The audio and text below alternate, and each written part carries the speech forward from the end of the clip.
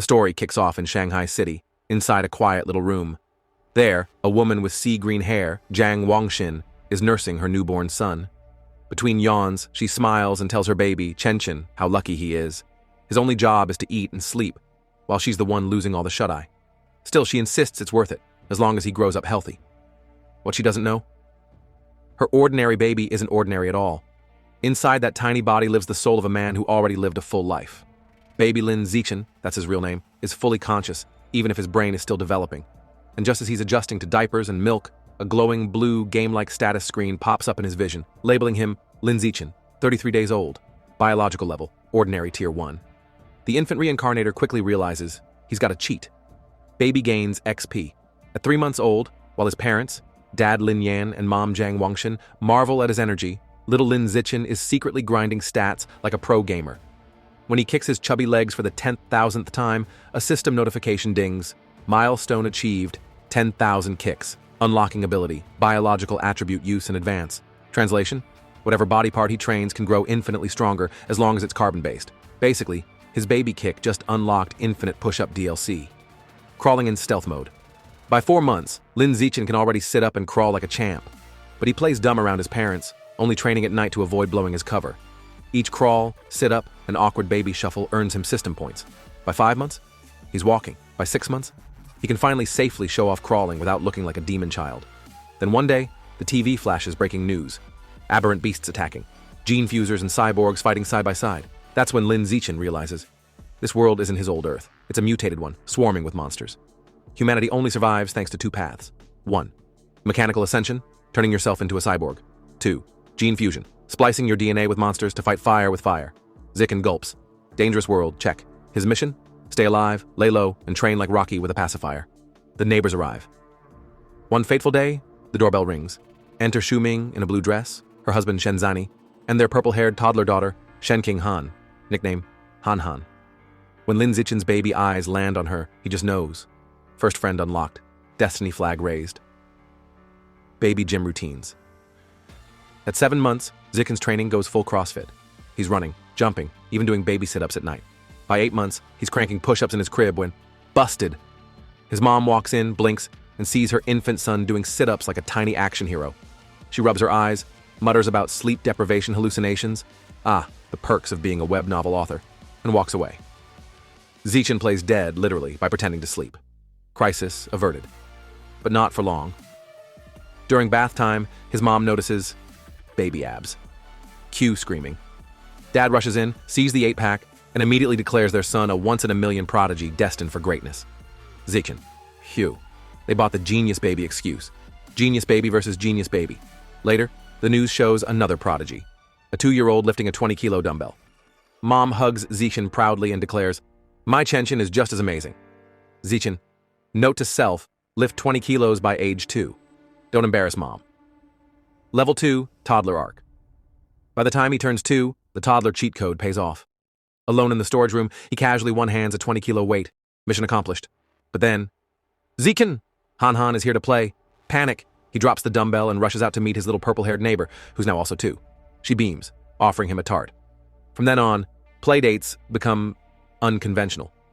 While Han Han plays like a normal toddler, Zichen straps her to his back like a human dumbbell for weighted training. Perfect plan, except for one recurring problem. Just as he's about to finish a set, warmth, wetness. Han Han has peed on him, again. Our genius reincarnator can face aberrant beasts, cyborgs, and gene fusers, but he cannot escape toddler bladder accidents. At the grand age of 3, Lin Zichen has gone full toddler bodybuilder. He casually one-hands a 40-kilogram weight, then turns on the TV and sees a prodigy 4-year-old struggling with a mere 30 kilos. Zichen smirks. Kid, please, get on my level. Yet despite his monstrous gains, his status screen still insists he's stuck at ordinary tier 1.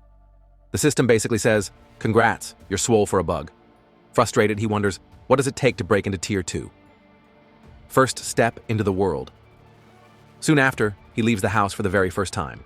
Outside, a glittering futuristic megacity. Beastmen stroll the streets, cyborgs hum with chrome, and everything screams, "Welcome to Earth Mutated Edition." He tags along with his mom and the neighbors, Shu Ming and her daughter Shenking Han, Han his purple-haired shadow, to the library. While his mom cheerfully points at the kiddie picture books, Zichin makes a beeline for the encyclopedias, dragging a worried Han Han behind. The moms whisper, Shu Ming, why is he into those scary books? Zhang Wangshin, genes, genius genes. Meanwhile, Han Han just offers him cookies like a loyal sidekick. Through reading, Zichin learns the truth. Life is ranked into 6 biological levels: ordinary, advanced, rare, epic, legendary, and mythical, each split into 9 tiers. Normal humans, bottom feeders. Ordinary tier 1, basically ants with jobs. This lights a fire in him. He must climb the ladder and fast. Ding! New quest. Read 100 million characters. Reward, celestial root of wisdom. Zichin grins. Mind and body training unlocked. Accepted. Year 4. Kindergarten King. A year later, the little prodigy is 4, entering kindergarten hand in hand with Han Han and their teacher, Miss Yangmei. Thanks to his grind, he finally breaks through to ordinary tier 2. His stats: 1 hand lift, 80 kilograms, high jump, 1.2 meters, 100-meter dash, 10.9 seconds. Basically, an Olympian trapped in a kindergartner's body. But even prodigies face drama. One day, Han Han is crying while other kids chant bedwetter. Zichin's eyes narrow. He leaps into the circle like a mini superhero, glares at the bullies, and growls, "If you bully Han Han again, I'll pee on your beds every day." The kids freeze. The insult is childish, but the menace is real. They burst into tears and quit kindergarten on the spot. Achievement unlocked. Kindergarten Kid King. New quest line opened. Han Han gazes at him with sparkling admiration. Zichin just pats his chest proudly. Protector duties fulfilled. Memory buff and time skip. Half a year later, quest complete. After reading 100 million characters, he earns the celestial root of wisdom. Now he's rocking perfect eidetic memory and peak human learning ability. Time flies. Soon, Zichin and Han Han are almost 7, posing for their kindergarten graduation photo. By then, he's already training with a 200-kilogram barbell and sprinting 100 meters in 7.98 seconds. His vertical leap? Over 2 meters. And academically? He wipes out the entire elementary curriculum before even stepping foot in Sunshine Elementary School. At the national academic competition, he snatches first place effortlessly, just to get the system's title rewards. Meanwhile, he tutors Han Han, raising her from average student to second in the class, right behind him. Sidekick, upgrade successful. Sunshine Elementary Arc school life seems smooth. Zichin breaks every sports record, racks up titles, and balances his hero training arc with babysitting Han Han. Then, plot twist. A new transfer student appears, long silvery blue hair, aura of mystery. The teacher introduces her as Bai Shuer. The class gawks at her beauty. Han Han whispers to Zichin, "Xiao Chen, her hair looks like snowflakes." But Zichin isn't thinking about hairstyles. As Bai Shuer walks past, he senses it. An aura that is not human. Could she be a gene fuser, a cyborg hybrid, or something even stranger? For the first time, the little reincarnator feels it. The real story is about to begin. At first, Bai Shuer is the ultimate enigma. She transfers in, sits at her desk, lays her head down, and basically cosplays as a hibernating bear 24/7. She doesn't talk, doesn't move, barely blinks. Even restroom breaks? Optional, apparently. The class is intrigued at first. Some even snap selfies with the sleeping beauty. But when the novelty wears off and she still refuses to join the party, they move on. Life returns to normal, until 1 month later. The incident. One day, a bizarre phenomenon begins. Bai Shuer starts secreting a viscous white liquid that oozes down her clothes and legs, carrying a foul stench. Note, not the superpower reveal Lin Zichin was expecting. The classroom reacts like a biohazard alarm just went off. "You, gross! What's that smell?" And of course, every school has that one punk. Enter Guan Chun, resident bully. He sneers, makes a crude joke, then takes his water bottle and dumps it over her head, declaring he's washing her out. Cue. Bai Shuer trembling, fists clenched, tears streaming silently as the whole room erupts in laughter. It's cruelty at its ugliest. Lin Zichin steps. In from her desk, Shen Qinghan tugs on Lin Zichin's sleeve, whispering, "Xiao Chen, can't we help her?" Zichin frowns. At first, he thought Bai was dangerous, but seeing her cry, soaked and humiliated, he realizes she's not a threat. She's just a lonely girl, and right now she needs saving. So he stands up, walks straight to Guan Chun, grabs the boy by the collar with a smile that screams mini-mafia boss energy. "Wipe the water." Now Guan Chun turns pale. He knows this look. Lin Zichin isn't just a bookworm. He's a legend. Even 6th graders give him a wide berth. Terrified, Guan Chun stammers, I'll clean it up right away. The rest of the bullies scramble with tissues, frantically polishing her desk like waiters trying not to get fired. Then Zichin drops the hammer. Apologize. All of you. And they do. Bowing, sweating, promising never to bully her again. Kindergarten flashbacks, except now it's the elementary edition. The first true friendship. With the bullies gone, Bai Shuer finally lifts her head, eyes glistening. She whispers a shaky thank you. Han Han pats her shoulder warmly. That's what classmates are for. From that day forward, Shen King Han takes it upon herself to be Bai Shuer's first real friend. She drags Zichin along too, whether he likes it or not. Han Han always offers her best snacks first, while Bai cautiously tests the taste of kindness for the first time. One day she hesitates and blurts out, "Aren't you disgusted? I smell terrible. I've always been hated." Han Han clasps her hands and says firmly, "This is not a dream. We'll be friends forever." Right, Xiao Chen? Zichin, caught in the oath against his will. Guess I'm in this now. Overcome, Bai bursts into tears and hugs Han Han tightly. Then she gifts them a necklace with twin beast fangs, her most precious belonging, as a symbol of their friendship. 3 kids, 1 sunset, a pinky swear for life. It's pure childhood anime vibes. And then, she vanished. But just as things seemed perfect, Bai Shuer suddenly transfers out. Han Han is stunned. Why didn't she say anything? Lin Zichin, however, already knows. He saw it with his own eyes. Bai in the principal's office, signing papers alongside a towering man with cybernetic arms. The principal assured him everything would be kept confidential. That was the day Zichin confirmed his hunch. Bai's identity was anything but ordinary. And just like that, she was gone. No goodbye, no explanations, just questions. But fate wasn't done with him yet, because what came next would shake his peaceful routine far more than a mysterious girl with a strange aura. It's a quiet night at home. Lin Zichin is massaging his mother Zhang Wangxin's shoulders, and she's practically melting. Ah, perfect. After a whole day of typing web novels, this is heaven, she sighs. Little does she know, her 8-year-old son is basically a professional masseuse. Thanks to his celestial root of wisdom, Zichin has memorized advanced massage techniques like a human spa encyclopedia. Internally, he's impressed. Who knew my genius memory would be this useful? Guess I've unlocked the filial piety DLC, but before Wangxin can fall asleep, the news interrupts with a bombshell report. Breaking news: Kyoto prodigy achieves gene fusion at age 10. The broadcast shows a boy casually lifting a 500-kilogram boulder with one hand. Zichin freezes. He knows that face. It's that guy, his rival. Papa Lin Yan immediately groans. This Kyoto brat again? Do they want him to be a martial arts influencer now? Mom shakes her head. He's just a kid. It's wrong to use him as a guinea pig. Dad shrugs. He's from a 1,000-year-old martial arts family.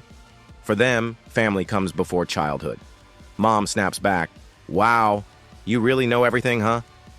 Dad raises his brows. Obviously. And the bickering begins, but Zichin tunes them out, crunching the numbers. Before gene fusion, Kyoto boy could lift 100 kilograms. Now 500 kilograms, a 5-fold boost. Meanwhile, at just 8 years old, Zichin can already hoist 300 kilograms raw, no fusion required. He pumps his fist. Ha! My potential leaves his in the dust. Confidence, plus 9,999. And then, the true horror. But that smugness lasts all of 5 minutes.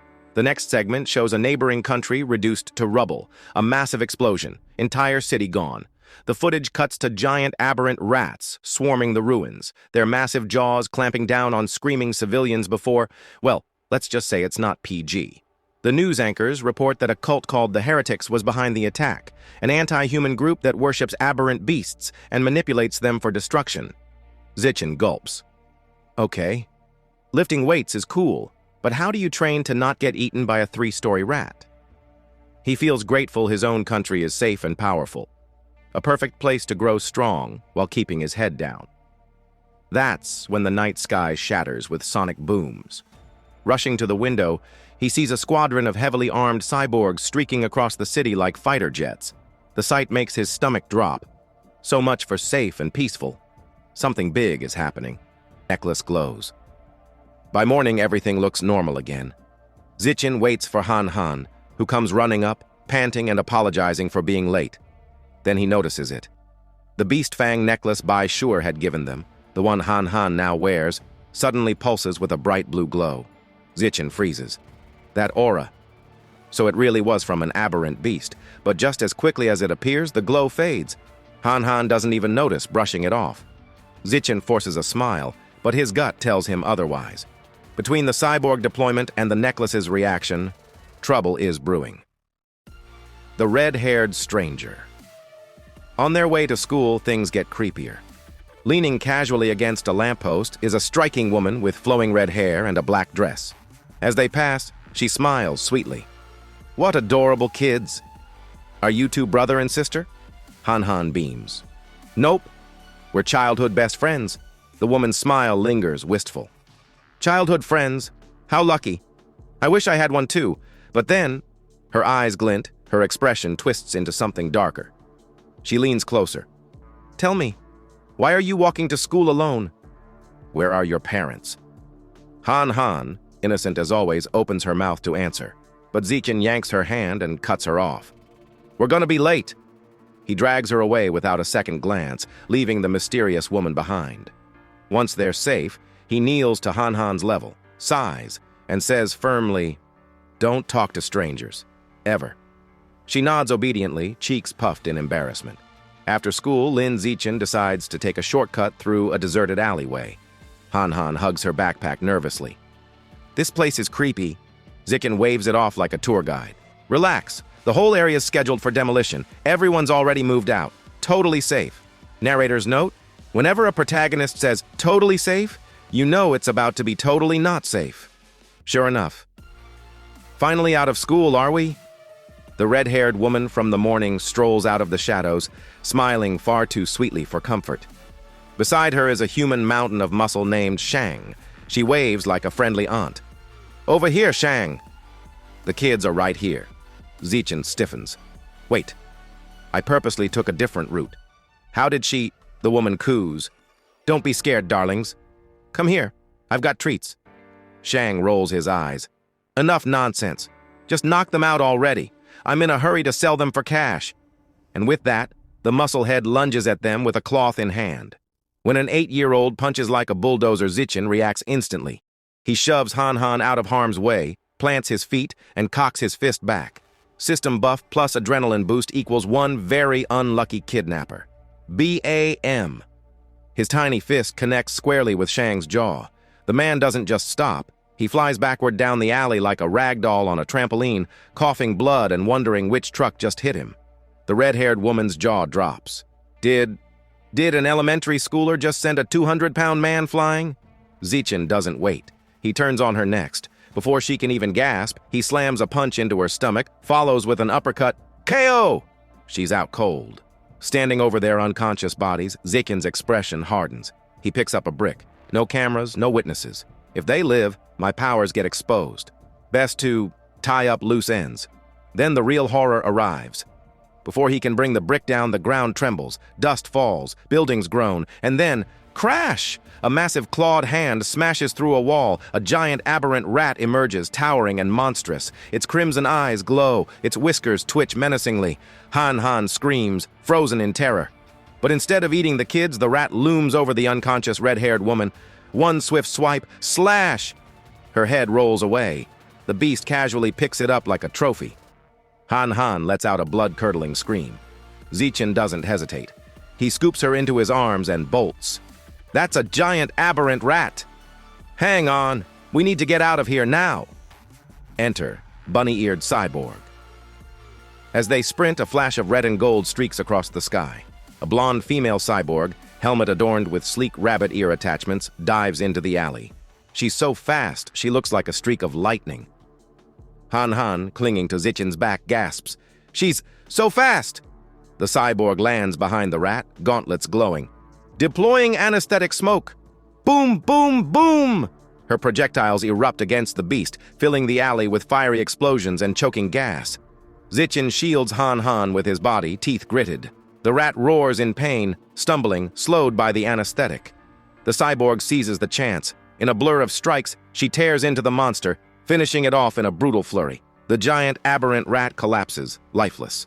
Aftermath and cake arc. That night, Zichen watches the news replay of the battle. He analyzes like a true future tactician. Her power level isn't that high. She had to weaken the rat first, and even then it took her 7 minutes to finish the job. Giant, aberrant rats are terrifying. They can grow over 10 meters long and reach Tier 5. Still, good thing we got out alive. Determination hardens his gaze. I need to train harder. If I want to protect Han Han, I can't rely on bunny cyborgs to bail me out every time. Cue montage, Zichen in his training space, squatting with a heavy barbell, system notifications popping like mobile game achievements. Birthday break life doesn't stop just because mutant rats do. Soon, Zichen and Han Han celebrate their 9th birthday together. Both families gather, a massive cake sits at the center, candles flickering. They blow out the candles, exchange wishes, then gifts. Zichen, thanks to his celestial root of wisdom, had crammed woodworking overnight and crafted an intricate wooden hairpin. Han Han squeals, sliding it into her hair. I love it. It's beautiful. Time skips forward. The two graduate elementary school. On the way out, Zichen's system dings. Achievement unlocked. Dominated 9 years of compulsory education. Titles gained. Kindergarten Kid King, plus elementary school top dog. His eyes sparkle. Next up, Middle School Overlord. Reward, survival of the fittest attribute. While most kids spent their summer break leveling up in video games, Lin Zichen spent his leveling up in real life. His regimen? 1,000 push-ups with a boulder on his back because dumbbells are for mortals. 10-kilometer runs that ended with system notifications instead of sweat stains. And then it happened. Ding. System notice, biological level breakthrough, ordinary 3rd tier. His new stats, one-hand lift, 700 kilograms, basically forklift mode. Vertical jump, 4 meters, NBA scouts weep. 100-meter dash, 6 seconds flat, Olympics canceled. Zichen wipes his brow and thinks, I wonder how the Kyoto Prodigy is doing. Kyoto Prodigy. The return. Coincidentally, the TV answers his question. Breaking news! At 14, the Kyoto Prodigy has fused with giant ant genes. Watch as he casually one-hands a 2,000-kilogram alloy block. His parents gawk. His dad mutters, show off. They're turning this kid into an influencer. Meanwhile, Zichen calculates like a smug mathematician. Giant ant genes multiply strength by 4 to 8, which means, without the boost, his real lift is about 500 kilograms. I'm already stronger. Huh. Zichen fist pumps. Just wait till I start fusing genes. I'll be unstoppable. Welcome to middle school. Because he was the city's top student, every elite middle school begged for him. Zichen chose Shanghai Middle School, on one condition. Shenning Han had to be in his class too. During registration, the principal and homeroom teacher practically roll out a red carpet. We're counting on you, Lin Zichen. Zichen smiles politely, but inside, I only came here for the badminton courts. Badminton bloodbath. On the court, Shenning Han twirls her racket dramatically. Fairy's curveball serve. The shuttlecock sails through the air. Zichen casually catches it mid-flight like he's picking fruit off a tree.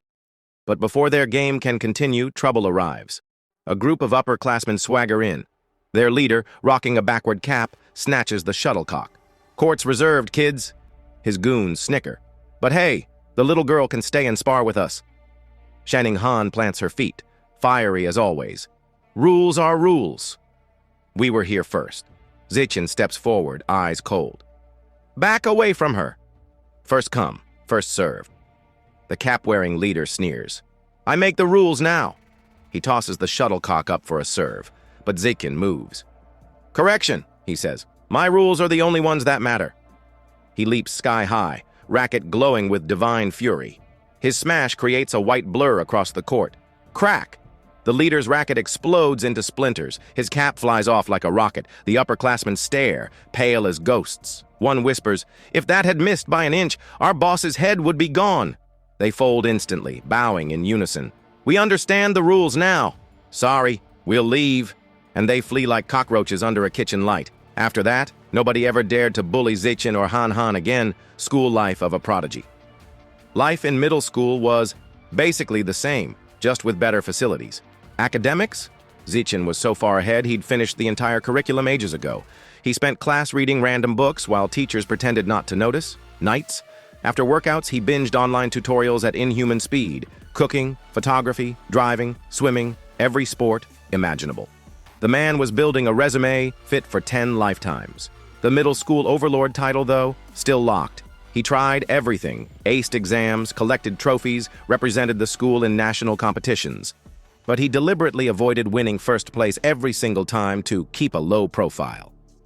Narrator: low profile my foot. Instead, he attracted fangirls. Mountains of love letters piled on his desk daily. He ignored them all, focusing only on tutoring Shening-han and preparing for the big event, the school sports festival. Festival of Domination. Zichin entered 3 events: shot put, high jump, and sprinting, 1 for each stat. Shot put casually lobbed the iron ball 201.1 meters, and that was him holding back. High jump, 4 meters, easy. Sprinting smoked the competition so hard they were still tying their shoelaces when he crossed the finish line. Gold, gold, gold. Sitting with Shening-han afterward, admiring his medal collection, the system chimed. Achievement complete, dominate 9 years of compulsory education. Title unlocked, middle school overlord. Attribute gained, survival of the fittest. Power surged through his veins. He grinned. Finally, a fang with secrets. Walking home with Han, he pondered his new attribute, survival of the fittest. Lets a predator devour the life essence of other creatures to evolve. But what's life essence? Then inspiration struck. He turned to Han. Can I borrow your beast fang necklace? She nodded. The moment he touched it, a notification appeared. You have devoured a trace of the abyssal giant butterfly's life essence. Guidebook unlocked. 1% progress. A spectral butterfly with ominous eyes on its wings unfurled around him. Zikin froze. Butterfly. Tooth? That night, he scoured the internet for abyssal giant butterfly. Nothing. Not a whisper. He remembered. Bai Shuer had given them 2 fangs. He dug through his bag, pulled out the second tooth, and repeated the process. Life essence devoured. Guidebook progress, 2%. Zichin stared at the fang, disappointed. Barely any juice left. He clenched his fist. If I want the butterfly's full power, I'll need to find the real thing. And so, the hunt begins. The very next day after school, Lin Zichin upgraded his daily training routine by pedaling Shening-han to and from school on his trusty bike. On the surface, it was a noble gesture. In reality, he figured a bike doubled as both cardio training and a quick getaway vehicle in case an aberrant beast decided they looked like a 2-for-1 lunch special. Just as they rolled out of the school gates, a man in a shiny tracksuit called out. Zichin! Lin braked, and the man jogged up, grinning like a used car salesman. I'm Coach Guo, martial arts team, he introduced himself, clapping Zichin's shoulder. Your performance at the sports meet? The best in school history. Truly incredible. You must join the team. Coach Guo's words came rapid-fire like a machine gun of enthusiasm. Before Lin could squeeze in a polite, "No thanks," the coach was already waving goodbye, shouting, "Room C in the gym tomorrow. I'll be waiting for you." Zichin blinked. Shening-han giggled. The poor boy had just been recruited by sheer force of volume.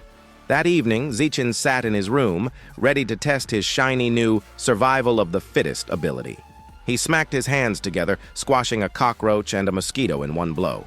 Opening his palms dramatically, he waited for the surge of power. Nothing, not even a flicker. Turns out ordinary insects weren't exactly packed with exotic life essence. Who knew? So, new theory, only stronger beasts carried the juicy power he needed. Time to test it properly. The next day, he biked Shening-han into the city and pulled up at a massive supermarket. Inside, there were shelves stacked with beast meat. Only all of it was prepackaged. He frowned. How could he absorb anything through plastic wrap? Just as frustration set in, he heard a booming voice. Fresh beast meat, not prepackaged, safe to eat. His eyes lit up. Jackpot. Wait here, he told Shening-han mysteriously, then rushed over like a man about to propose to a steak. He slapped his hand on a slab of freshly cut meat, BZZT. A surge of purple energy rushed into him, his grin stretched ear to ear. Yes, it works! Behind him, Shening-han stared. Why are you smiling like that at raw meat? Zichin, playing it cool. Oh, it just feels extra fresh. Want to touch it? Absolutely not. She waved her hands like he was contagious. Mission complete, he bought some to take home. Not just any meat, though. Ghost shadow squid, the cheapest option, which still cost nearly 1,000 yen a jin. His wallet whimpered. Xining panicked at the price. "Your mom's gonna kill you. At least call her first." Patting her head, Zichin lied smoothly. "Relax. She told me to buy plenty. She's already planning a feast queue flashback." His mom happily nodding in approval, except, in reality, this was all in his imagination. At checkout, the cashier rang up 3 packages for a painful 29 yen and 94 cents. Lin forced a smile. Internally, he was crying. On the ride home, he couldn't resist. He discreetly pressed his hand on the package in the bike basket. Another surge of purple energy. The system confirmed. Ghost Shadow Squid Guidebook unlocked. Progress 0.1%. A creepy mental image of a giant multi-eyed squid floated in his head. He quickly did the math. 1 jin equals 0.1%, meaning 100 jin for 100%. That's 100,000 yen. His wallet fainted again. But the squid's power to dissolve into water and vanish was absolutely worth it. He just needed mountains of cash. Better yet, the meat wasn't spoiled after absorption, meaning he could eat it too. Double profit. His progress climbed to 3% as he tapped more squid essence on the ride. Unfortunately, his squid meditation ended when Xining Han shouted, "Brake!" He screeched to a halt, barely avoiding mowing down a couple in the bike lane. He apologized, scolding himself for daydreaming. But the lane was packed.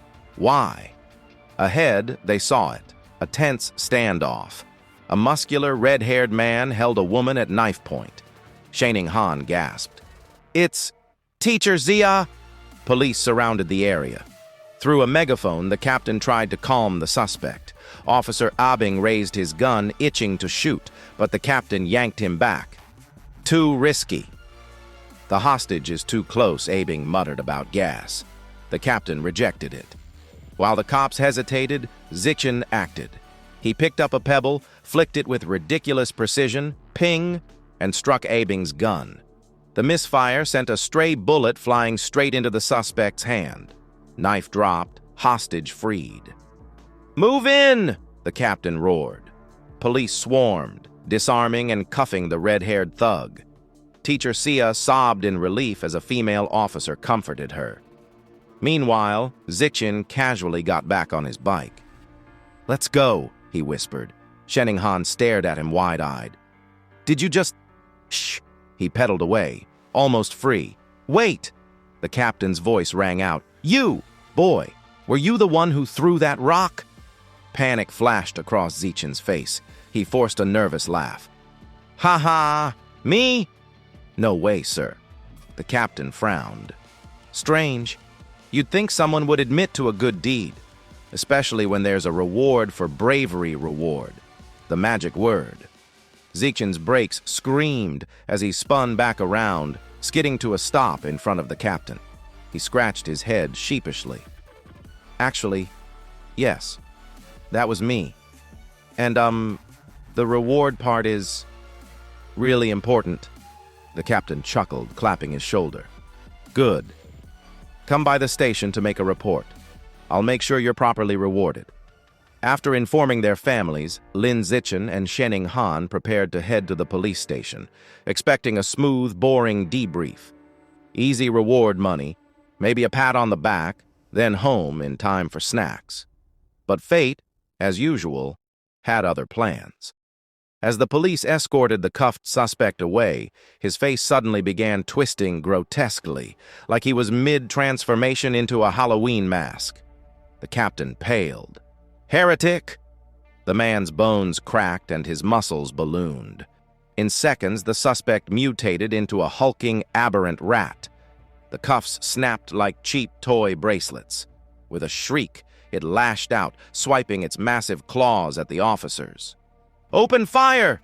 the captain barked into his radio. "Protect the civilians!" Gunfire erupted in a storm of noise, but the bullets pinged off the monster's hide like BB pellets. A frantic voice came through the radio. "Confirmed heretic!" Subject fused with Rat King genes, requesting immediate backup.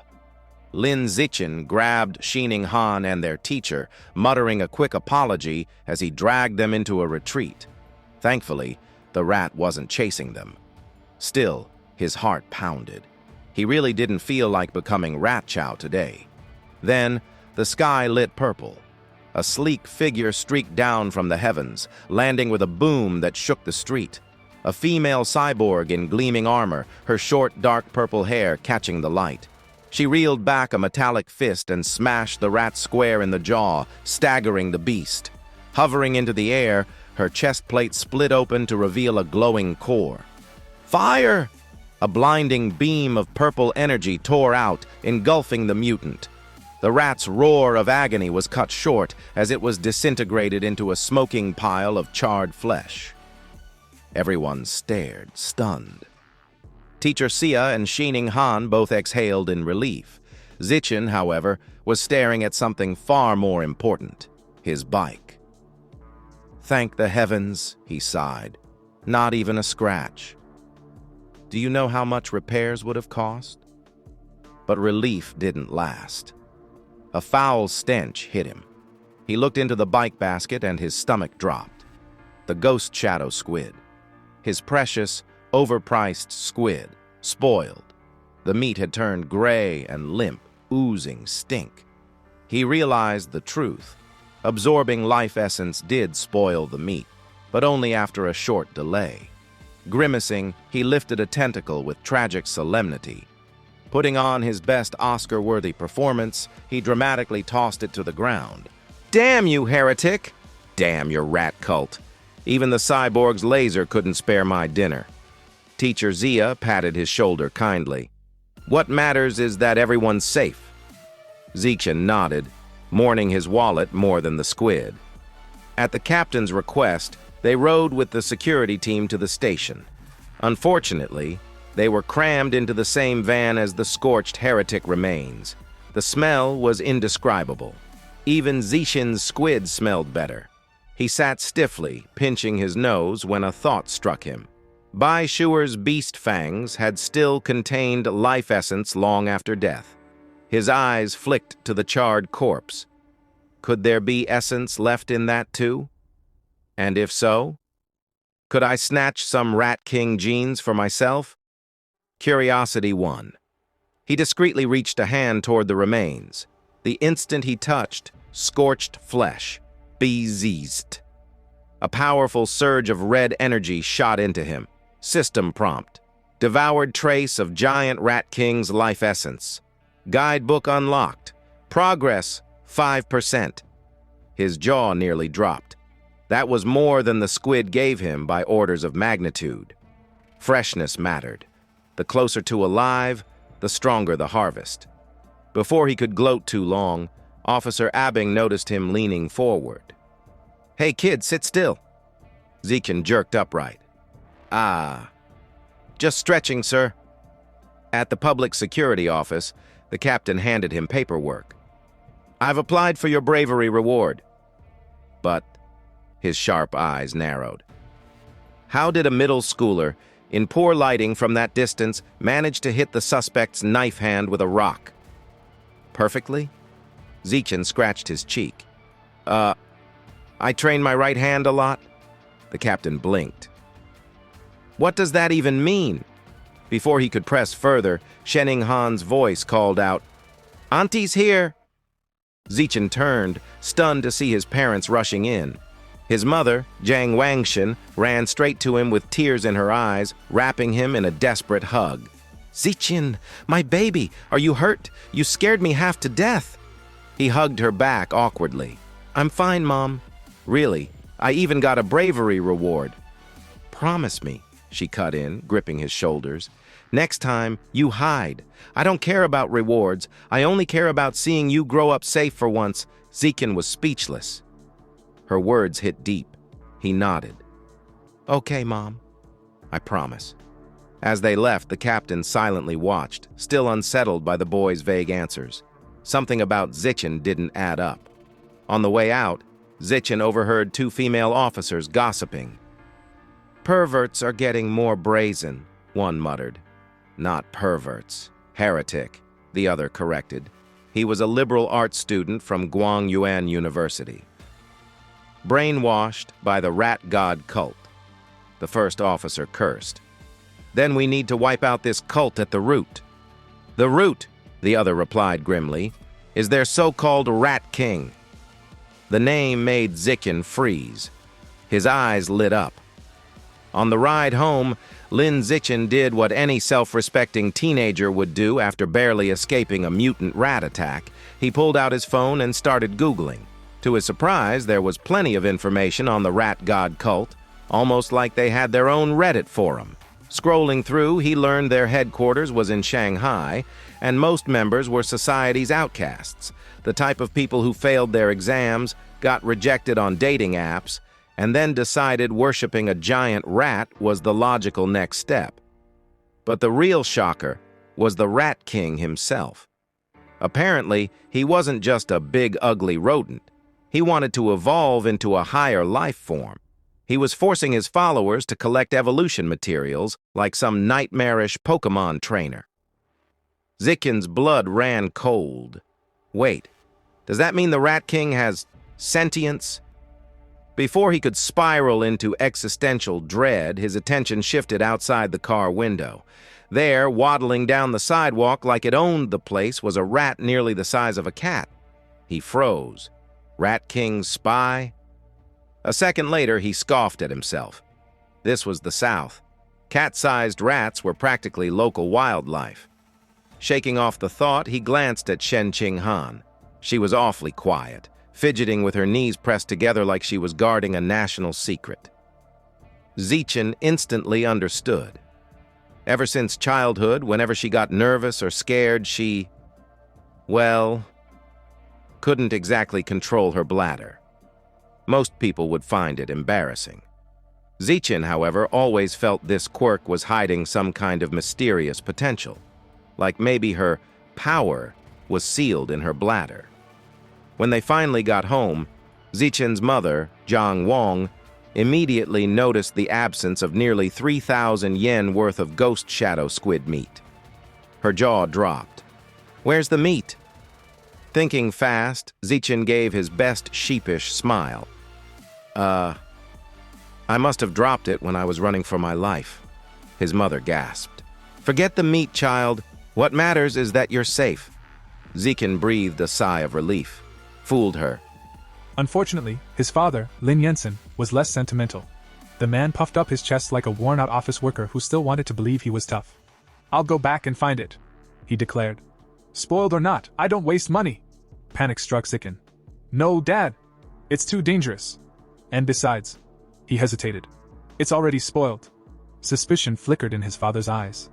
"And how exactly do you know it's spoiled?" Sweat trickled down Zichen's neck. "Lucky guess?" Meanwhile, back at the police station, Captain Hun Shan was brooding in his office with a cigarette, replaying the night's events. One thought gnawed at him. How the hell did an ordinary middle schooler throw a rock with sniper-level precision in pitch darkness? That's when he heard it, the scratching sound. He turned. Perched on the filing cabinets was a rat. Not just any rat. A massive one, with beady eyes gleaming in the shadows. The captain reached for his pistol. The rat leapt. Gunshots. A blur of claws and blood. By morning, the captain was a headline. The next day, Lin Zichen slumped over his desk, sighing like an old man trapped in a teenager's body. The heretic, the cyborg girl, the mutant rat, he was painfully aware of how weak he still was. And more importantly, how broke. He needed beast meat. Lots of beast meat. And beast meat wasn't cheap. For a moment, he considered becoming an influencer. But no, too flashy. He wanted to keep a low profile. Selling study materials? Boring. Then it hit him. In this world, martial arts and gene fusion mattered way more than academics. So he marched straight to Building C, where the school martial arts team trained. Coach Guo was sipping tea from a thermos when Zichen approached. "Coach," Zichen asked casually, "if I join the team, will I get to compete in city tournaments? And is the prize money, say, in the tens of thousands?" Coach Guo's eyes lit up. Of course. That was all Zichen needed. He shook the coach's hand firmly. "I'm joining." The coach nearly spit out his tea in excitement. He gathered the team to introduce their new recruit. "This is Lin Zichen, our school sports meet champion." The teammates, Zhang Kai, Hang Tianing, or Ashing, Lu Tong, and Hanigua, nodded their greetings. Since Zichen had no formal training, Coach Guo demonstrated the basics, simple fists and kicks. They may look easy, but they're tough. Our fastest learner, Lai Shutong, needed a whole week to get them right. Zichen nodded politely, but inside, he was grinning.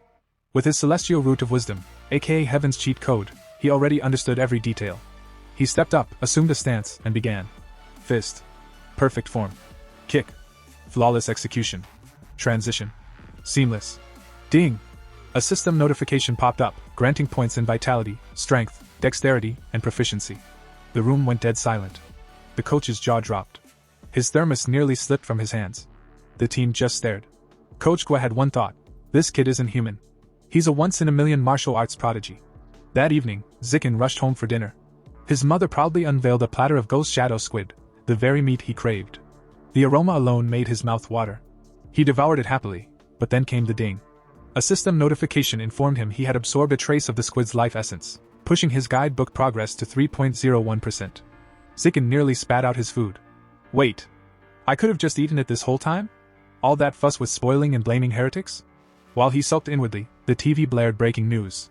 A 14-year-old genius girl, the youngest cyborg in history, was being profiled. She could lift a 5,000 kilograms SUV with one hand, sprint 100 m in 3 seconds, and leap 8 meters straight up. Zikin blinked. Cybernetics versus gene fusion. Which path is stronger? His musings were interrupted by another broadcast, this time grim. Captain Hun Shan had been killed in his office. Surveillance showed a giant mutant rat attacking him before disappearing into the night. Zikin froze, remembering the rat he'd seen yesterday. His stomach churned. The danger was growing. He needed to train harder. So he did. Days later, his stats were insane.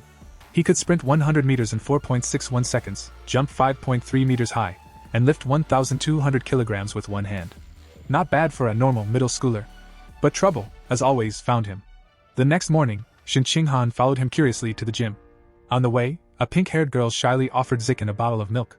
He smiled politely and declined. Behind them, Jiang Kai, teammate, sore loser, and apparently jealous admirer of pink-haired girl, was fuming. Watching her get rejected crushed him. He stormed up and blocked their path.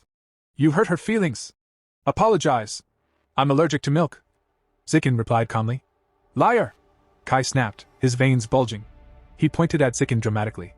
I challenge you to a spar. If I lose, I'll never bother you again. But if you lose, you drink the milk. At that exact moment, ding! A system notification appeared. New achievement mission. Defeat 1,000 opponents in formal competition. Unlock survival of the fittest trait. Zikin's lips curled into a sly grin. Surrounded by a faint purple aura, his eyes glinted with mischief. Challenge accepted, he said. Word of the duel spread through the school like wildfire. By the time Lin Zikin and Jiang Kai stepped into the gym, the place was packed. Students crowded around the sparring floor, buzzing with excitement. Two freshmen whispered to each other. Wait, Lin Zikin? The sports meet champ? Yeah, and he's fighting a senior. This is gonna be legendary. The crowd was very clearly on Zikin's side. Female fans screamed encouragement, telling him to teach that bully a lesson. The pink-haired girl from earlier stood at the front, phone in hand, ready to immortalize the moment for social media. Jiang Kai, meanwhile, was fuming. Everyone seemed convinced he was going to lose. Ha! Just because he's been shining for a month, they think he's invincible? This duel will be my redemption arc. Lin Zikin, in contrast, looked utterly unfazed. Can we make this quick? I need to get home for dinner. The word stabbed into Jiang Kai's pride like a hot knife. He smirked coldly. Fine. Quick it is. Coach Gua stepped between them, raising his hand. Remember, no killing blows. The match begins. Wait. Jiang Kai interrupted with a smug grin. To make this fair, I'll give you 3 free moves. After all, I've trained for nearly 2 years. You? Barely a month. The crowd murmured. How generous. How noble. How utterly condescending. Zikin just nodded. All right. And then boom. Before Jiang Kai could even blink, Lin Zikin blurred forward. His fist crashed into Jiang Kai's nose with the force of a freight train. Blood sprayed. The senior flew backward, collapsing to the mat in an unconscious heap. 1 punch. 1 second. The entire gym froze in stunned silence. Coach Gua dropped his thermos. The fight is over. In 1 punch. The crowd erupted in chaos. Girls screamed his name. Shin Qinghan threw her fist into the air, shouting like a die-hard fangirl. The pink-haired girl squealed while live-streaming, her phone trembling from excitement. Zikin glanced at his system. Ding! Mission update. By defeating a rival and earning the affection of the opposite sex, you've gained priority mating rights. His progress toward natural selection was now officially at 1/1000. He sighed inwardly. Still 999 to go. This is going to take forever. So he turned to the rest of the martial arts team. Smiling just a little too warmly, he asked, Shall we spar next? The team members went pale. I have to cram tonight. My mom's waiting with dinner. I think I'm coming down with the plague. Before they could escape, Jiang Kai stirred. Wobbling to his knees, he glared at Zikin. You sneak attacked me. I demand a rematch. Coach Gua barked. Enough. Accept defeat like a man. Then, rubbing his chin, he muttered. Unless, it really was a lucky punch. Let's test it. Xiaozi, step up. A spiky-haired boy froze like a deer in headlights. And me? See, can't we just, play cards instead? Despite trembling, he assumed a fighting stance. 10 minutes later, several martial arts members lay groaning on the gym floor, clutching bruises. Zikin stood over them, dusting his hands. He hadn't even gone all out, just a few. Light taps. He checked his system again. Nothing. No progress. Damn. Friendly spars don't count. Only official matches do. Just then, a heavy hand clapped his shoulder. Coach Gua's face gleamed with unholy delight. Lin Zikin! You're a prodigy. With you, our team will dominate regionals. First place is ours. Zikin's eyes lit up. The tournament, of course. Official battles, one after another. This is my fast track to 1,000 victories. But before his grand plans could spiral further, a voice croaked out. Jiang Kai, barely upright, pointed at him dramatically. Lin Zikin! I acknowledge you. From this day forward, you are my superior, my master, my... Okay, that's enough. Coach Gua cut in quickly. Xin Qinghan looked horrified. The pink-haired girl turned off her phone. Even Zikin shivered at the bizarre declaration. The crowd scattered fast, leaving Jiang Kai alone, still rambling about loyalty and honor to absolutely no one. In this world, high schoolers had to choose martial arts or academics. Given the growing danger of aberrant beasts, martial arts was the obvious path. Xin Qinghan, determined not to fall behind, threw herself into training with Zikin. Their daily routine was brutal, a 30,000-meter run, an hour of sparring, countless push-ups and sit-ups. At the end, Zikin would even give her massages to ease her sore muscles, though Xin Qinghan always turned bright red. And Zikin? He trained twice as hard, hell-bent on reaching the top before the rat god's cult grew any stronger. 1 month later, the big day arrived. The regional martial arts tournament. The gym buzzed with banners, teams warming up, and the smell of fried snacks from the stands. Lin Zikin stood tall at the entrance, eyes sharp, fists clenched. This was it. The battlefield that would decide his future. And the fastest way to rack up 999 more wins. The regional martial arts tournament was being held at the massive city gymnasium, a place so big it felt like a sports anime opening was about to start at any moment. The arena was packed to the rafters with students, parents, teachers, and at least one confused old man who had just wandered in for free snacks. In the waiting area, the air was thick with tension. Coach Gua paced back and forth like a man trying to find a bathroom during halftime. He checked the match roster, then dramatically slammed it down. Why did it have to be Shanghai #1 high in the first round? He wailed. Another team member chimed in, face pale. Coach, they have that guy who ran a 100-meter dash in under 9 seconds. The entire team collectively died a little inside. Before despair could swallow them whole, Lin Zikin raised his hand with the calm of a man who had already mentally scheduled dinner after winning. I'll go first, he said casually. Coach Gua blinked at him, torn between terror and hope. Fine. Don't die. As Lin Zikin walked out to the roaring arena, Xin Qinghan waved a little flag she'd probably made that morning, and Coach Gua screamed encouragement through a megaphone like a battle commander sending his hero into war. Lin Zikin's opponent lumbered forward, a muscle mountain of a teenager from Shanghai #1 high. He had biceps that could file for their own citizenship and an ego to match. Not bad first year, he said, looking down at Lin. But the stage isn't meant for shorties under 170. I'll show you the power gap. He flexed his arm. The flex echoed. Somewhere, a protein shake cried. The referee raised his hand. Ding! The big guy charged forward with the subtlety of a tank. His punch came like a meteor. Lin Zikin calmly tilted his body to the side. And then boop, a short, clean punch to the chest. The sound that followed was like someone had fired a cannon inside the gym. The muscular teen flew backward, face first, unconscious before he hit the mat. The announcer froze, mic trembling. VV victory for Lin Zikin? On the sidelines, Xin Qinghan jumped up and yelled.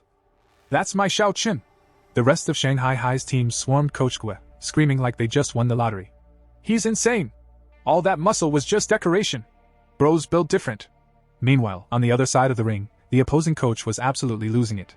What did I say about footwork? His fallen student, of course, couldn't respond. He was somewhere in dreamland, probably reliving his kindergarten years. Back in the ring, Lin Zikin got a crisp system notification. Tournament rival defeated. Elimination count, 2,100.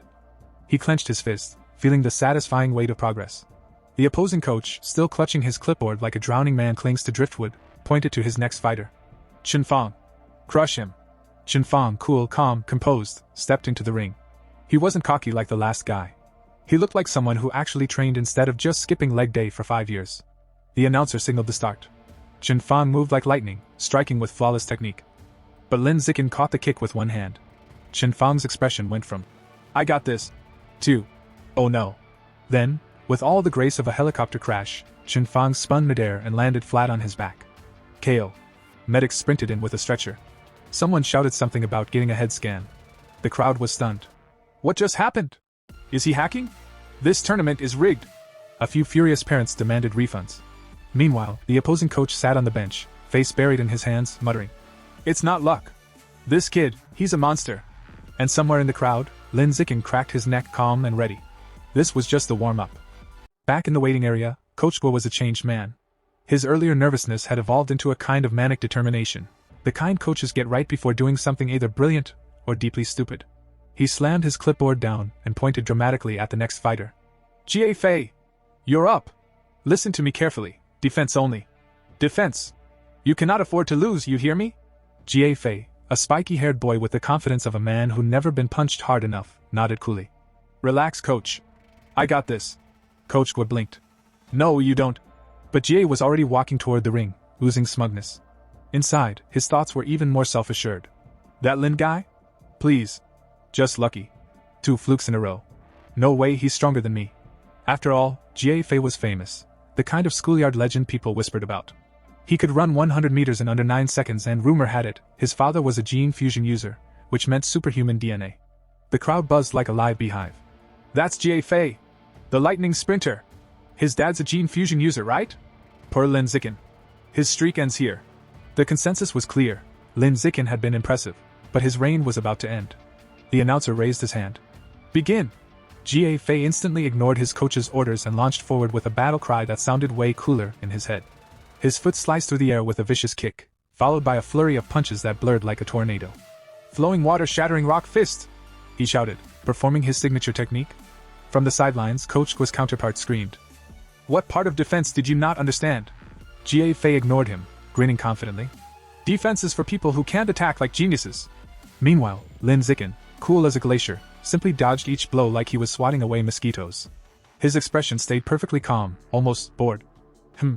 Lin mused mid-dodge. "This flowing water technique is kinda nice. I should learn it."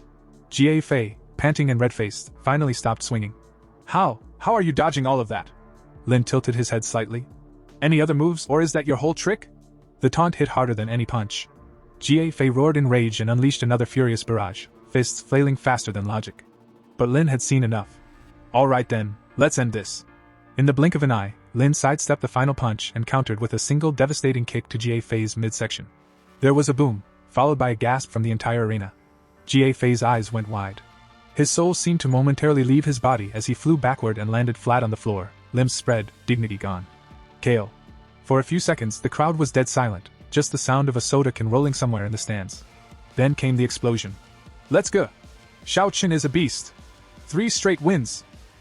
Xin Qihan leapt into the air like she was celebrating a World Cup victory, while Coach Guo nearly fainted from joy. "My boy! My prodigy! My golden child!" he screamed through his megaphone, eyes sparkling with fatherly pride and mild insanity. From that point on, the rest of the tournament might as well have been a montage. The next few opponents? Instant knockouts. The rest of Shanghai number 1 high? Wiped out by Lin Zikin alone. Over the next 2 days, Lin single-handedly defeated 2 more schools. By the end, Shanghai High stood on the winner's podium holding the championship trophy, medals gleaming, Coach Guo crying like a proud uncle at graduation. But Lin Zikin's mind was elsewhere. He checked his system. Rival count, 161,000. He sighed. "At this rate, I'll need years to unlock the natural selection attribute." Still, there was one bright side. Coach Guo, surprisingly generous in his victory high, handed him 20,000 yuan, his cut of the prize money. Combining that with winnings from his academic competitions, Lin's wallet hit a glorious 30,000 yuan. It was gone within a week. He spent all of it on one thing, ghost shadow squid meat, a rare and ridiculously expensive beast delicacy said to boost one's physique. For several weeks, he ate nothing else. Breakfast, lunch, dinner, squid. Fried squid. Steamed squid. Squid shakes, probably. By the time he'd devoured 30 gene of it, his codex progress for the ghost shadow squid hit 33%. His training intensified. His power grew. By his second year of middle school, he broke through to the next stage, advancing from ordinary Tier 3 to Tier 4. The results were ridiculous. He could now lift 1,890 kilograms with one hand, jump 5.65 meters straight up, sprint 100 meters in 4.49 seconds. In other words, he'd evolved from school martial arts prodigy to walking natural disaster. And Lin Zikin? He just stretched his arms, cracked his neck, and thought, good. Now we're getting somewhere. Time flew faster than Lin Zikin could finish a serving of ghost shadow squid.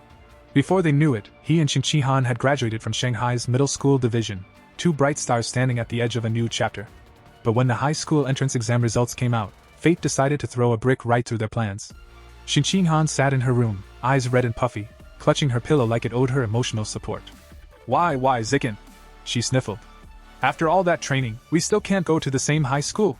Lin Zikin stood there awkwardly, the kind of guy who could defeat martial arts champions but had zero defense against crying girls. He scratched his head. Well, you did great in academics, really. It's just that, your martial arts score wasn't high enough for the elite class at Shanghai High. Her tears doubled. Then what happens now? Zikin sighed, sitting beside her. Actually, the principal of Shanghai High is coming to my house today. Probably to recruit me. Want to come? She looked up, eyes shimmering like sad puppy dog eyes in HD. What's the point? The principal's obviously coming for you. Zikin smiled faintly and took her hand. Then let's make it about us. Before she could protest, he pulled her to her feet and said, Don't worry. I've got a plan. My one condition for staying at Shanghai High, you're my desk mate. Sure enough, a few hours later, Principal Zhao of Shanghai High arrived at Lin Zikin's home, elegant, sharp, and radiating the kind of confidence only someone with tenure and power could possess. For several hours, the principal sat with Zikin, his mother, and Qin Han, discussing everything from education, martial arts training, to how much potential Lin Zikin had. She was practically glowing as she said, You are the kind of student every school dreams of, Lin Zikin. Shanghai High needs you. When the long discussion finally ended, Principal Zhao stood and made her final pitch. If you agree to stay, you may name any condition. I'll make it happen. Zikin's eyes gleamed. This was the moment. He stood, cleared his throat, and said with absolute seriousness, I have only one condition. Qin Han must be in my class. As my desk mate. The room went dead silent. Qin Han froze like a deer caught in headlights. Principal Zhao blinked, then turned to her. Qin Han, that's your name? The girl nodded shyly. The principal smiled. Then it's settled. You'll both attend Shanghai High. Together. Zikin and Qin Han both stared, mouths open, before bursting into smiles of pure joy. Thank you, Principal! They shouted in unison, bowing so fast it almost looked choreographed. And just like that, their future was secured. Before the summer ended, Lin Zikin had one more thing to take care of, his final junior high martial arts tournament. At this point, it was less a competition and more a one-man show. He tore through the brackets with ease, his punches ending matches before the announcer could even finish saying, Begin! Naturally, Shanghai Middle won another championship, and Lin pocketed the prize money like a professional. This time, though, he had a plan. With this money, I can finally finish the Ghost Shadow Squid Codex. He took his winnings, stocked up on squid meat like a doomsday prepper, and headed out to a secluded forest outside Shanghai. Alright, let's do this somewhere quiet. Just in case I explode or something. He began devouring the last of the squid meat, and soon a brilliant blue aura surrounded him. The ground trembled, his system pinged like a jackpot machine, and his body overflowed with power. Codex progress 100%. You have unlocked the Ghost Shadow Squid Codex. New attribute, Blessing of Liquid Affinity obtained. The description popped up. Enhances affinity with water. Grants movement freedom and stealth in aquatic environments. Zikin blinked. So, I'm basically a better swimmer now. He stared at the limp squid tentacles in his hands, unimpressed. Still, to be sure, he decided to test it. At a nearby pond, Lin Zikin slipped into the water like a man testing the world's least exciting superpower. He waited. Nothing. Then he realized. My skin's not wrinkling. He swam a few laps. Oh, less resistance. That's something, I guess. After a while, he sat waist deep in the pond, staring at his reflection, looking more like a depressed mermaid than a martial artist. All that effort, for a glorified bath perk. He sighed deeply, then smirked. Fine. It's a low-tier beast. Can't expect too much. Next time, I'll get a real one. His thoughts drifted to the giant mutant rats he'd once encountered. The image reignited a spark inside him. He clenched his fist, eyes burning with determination. No more small fish, or squid. From now on, I'm hunting the big ones. And with that, the young prodigy's next evolution truly began, dripping wet, slightly annoyed, and more determined than ever. As the start of the new school year approaches, Lin Zikin and Shening Han's families decide to take a short seaside vacation. Lin suggests they go to the beach, partly to relax, but mostly to test his new liquid affinity. Once they arrive, Shin-Chin-Han immediately starts shivering. It's freezing, she complains, hugging herself. Lin, however, feels perfectly comfortable, his body seemingly in sync with the sea. You'll get used to it. He laughs before diving gracefully into the waves. Underwater, his system instantly reacts, swimming +1, diving +1, rewarding him for each stroke. From the shore, Shin-Han nervously calls out, Zikin! Teach me how to swim! Realizing she's never learned, Lin wades back and begins teaching her. He expects it to take hours, but she surprises him. Within minutes, she's gliding effortlessly through the water. Hey, this is actually easy, she says, diving smoothly below the surface. Lin blinks in disbelief. There's no way, he thinks. Her learning speed is unnatural. Then he notices something even stranger, a faint blue aura swirling around her body underwater. When she surfaces, eyes bright with excitement, she exclaims, It feels amazing! My eyes don't sting at all, the water feels nice! That's when Lin's brain kicks into overdrive. Wait, could her childhood bedwetting problem actually be a sign of water affinity? He remembers stories from his parents' novels, characters born with rare cultivation bodies. The more he thinks about it, the more it fits. To test his theory, they dive again, exploring the underwater world. Minutes pass, then 10, yet Shin-Han shows no sign of running out of breath. Suddenly, her expression changes. A deep, echoing hum vibrates through the water. They both look up, and the sea itself begins to swirl with glowing blue light. Shin-Han gasps, clutching her ears. It's a voice! She cries, panic in her eyes. They rush to the surface, the glowing current fading around them. That night, as they walk along the moonlit shore, Lin gently asks what happened. Shivering, she explains, I heard a woman's voice whispering, over and over. I couldn't understand the words, it was right by my ear. Lin comforts her and later searches online for answers, but finds nothing. Restless and uneasy, he decides to train instead. As he performs his 1000th weighted sit-up, his system suddenly chimes. Collision, breakthrough achieved. Advance to ordinary tier 5, collision. A rush of energy floods his body. His speed, strength, and reaction time skyrocket. Testing his limits, he sprints across the empty beach, 100 meters in just 3.64 seconds. With a single leap, he soars nearly 7 meters into the air. Curious, he grips a nearby parked car, and effortlessly lifts the 1.6-ton vehicle with one hand. Breathing hard, he grins under the moonlight. Tier 5, finally. Now, even those monstrous mutant rats that once terrified him no longer seem invincible. As dawn breaks, his path feels clearer than ever. The vacation ends, and with newfound power and curiosity, Lin Zikin and Shin-Han return to Shanghai High to begin their next chapter. The first day of high school begins with Lin Zikin and Shin-Han arriving early for class duty. The classroom is quiet, until two girls walk in and immediately start whispering. Isn't that Lin Zikin? He's so handsome. Lucky us. We get to do class duty with him. Lin pretends not to hear, but internally he's confused. How do they already know me? Before he can think too much about it, his system dings. Lightbulb, new quest, social animal. Complete 1000 cooperative tasks to unlock new biological attribute, social animal. He stares at the glowing blue window in disbelief. Even cleaning class triggers a quest now? As he sweeps beside Shin-Han, he wonders what kind of attribute, social animal, could be. Increased teamwork ability? Social charm? Party buffs? Either way, it's something new, and that's enough to keep him interested. After school, he heads straight for his favorite place, the Mammoth Supermarket. The moment he enters the beast meat section, his eyes sparkle. Rows of exotic meats glow faintly with stored life energy. But one item catches his attention. Eagle Savage Giant Eagle Head, 1,998 yuan per gene. A grin spreads across his face. Perfect. The Savage Giant Eagle, a higher tier aberrant beast known for its monstrous speed and vision, 30 times sharper than a normal human's. The kind of power any fighter would kill for. That night, back in his room, Lin Zikin lays his hand over the packaged eagle meat. A blue light pulses through his palm as his system hums to life. Sparkles, devoured trace of Savage Giant Eagle's life essence. Guidebook progress plus 1%. He does the math quickly. 1 gene equals 1% progress. Meaning, he'd need 200 gene, or over 200,000 yuan, to fully unlock it. He sighs but grins anyway. Fine. Then I'll just win more tournaments. With renewed determination, he decides, before his second year, he will unlock the Savage Giant Eagle's Code DX. The next morning, school officially begins. The teachers introduce themselves one by one. The calm yet intimidating martial arts instructor. The eccentric mechanical modification teacher. The serious gene fusion lecturer. And the gruff wilderness survival veteran. Then it's the student's turn. A long-haired girl, Chu Yuyutan, introduces herself as an arts specialist. A bubbly pink-haired girl, Jianya, proudly says she loves anime, cosplay, and sports. Next, a quiet boy, Manhwa, admits he mostly plays video games. Then, it's Xinqinghan's turn. Blushing bright red, she stands and stammers.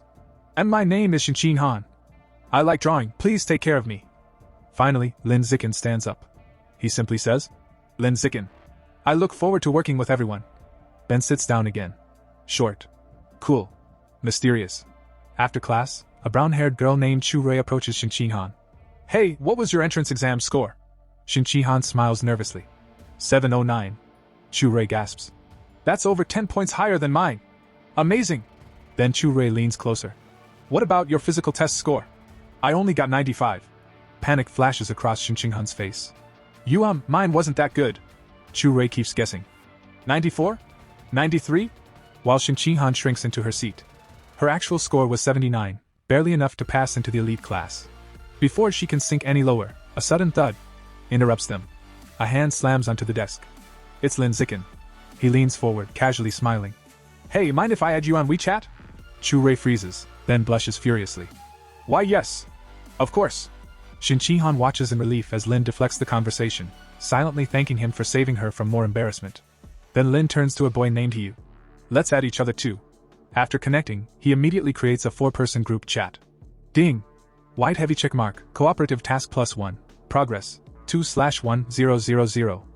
He smirks. Easy progress. The 4 start chatting and quickly bond. Yu reveals he's from Manhwa City and ranked 8th in their youth martial arts tournament. Chu Rui proudly mentions her family runs a clothing store chain. Lin and Xinqinghan share their Shanghai backgrounds, and soon the group feels like fast friends. Then Yu grins. So, who do you think's the strongest in our class? Chu Rui doesn't hesitate. Obviously Lin Zikin, he was top scorer in the whole district. Yu's jaw drops. Wait, seriously? Lin just chuckles modestly. Not necessarily. The principal recruited 2 powerhouse transfers from Manhwa City. He points across the room. First, Wang Shuer, a blonde-haired prodigy who can run 100 meters in 7.98 seconds. And next to him, Lu Gang, a massive boy who can lift a 300 kilograms barbell with one hand. The class collectively gasps. Even Xinqinghan looks awed. Lin Zikin, however, just smirks inwardly. 7.98 seconds? 300 kilos? I surpassed that years ago. When the bell rings, everyone lines up for textbook distribution. This semester's subjects: martial arts, gene fusion, mechanical modification, wilderness survival. Lin glances at the pile of books and smiles faintly. He's already studied all of it. As the others chatter excitedly, he quietly slips away, looking for a secluded place to train. His high school journey has just begun.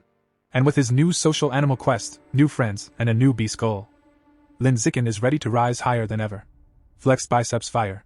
As Lin Zikin trains alone, his thoughts drift toward darker matters. The rat god cult, still active, still dangerous. Sure, the cops caught a few small fries. But their leader, the infamous Rat King, is still out there somewhere, plotting. That thought lights a fire in Lin Zikin's chest. He clenches his fist, eyes sharp as steel. I need to reach Tier 6 fast. Only then can I face that monster head-on. Cut to outdoor forest scene, wilderness survival class. The first practical class finally arrives, wilderness survival. Their teacher, Shi Chungbei, stands dramatically in front of the students like some old kung fu master. He smiles and asks, So, who knows how to make a fire by drilling wood? The class goes quiet. Then Hugh mutters, That's useless, bro. Just use a lighter. Everyone chuckles, until, out of nowhere, Wang Shi and Lu Gang step forward like their contestants on Survivor, Shanghai edition. And shockingly, they actually manage to light a fire. The teacher's jaw drops. Impressive. How'd you two learn this? Lu Gang grins. Summer camp. Wang Shi smirks. Tutorials on YouTube. Classic. Then, not to be outdone, Lin Zikin quietly gathers his group, gives a 30-second explanation, and boom, everyone in his group starts fires like pros. The teacher stares. This kid's something else. Cut to martial arts class. Instructor Yao Yuanfeng introduces a new cultivation technique, explaining it with deadly seriousness. But before he even finishes, Wang Shi and Lu Gang jump in again like self-proclaimed experts. Oh, this one? We already know it. Their demonstration? Let's just say it's more interpretive dance than cultivation. Lin Zikin already mastered this technique ages ago, but he decides to stay quiet and play it cool. No need to flex, yet. Fast forward, montage music.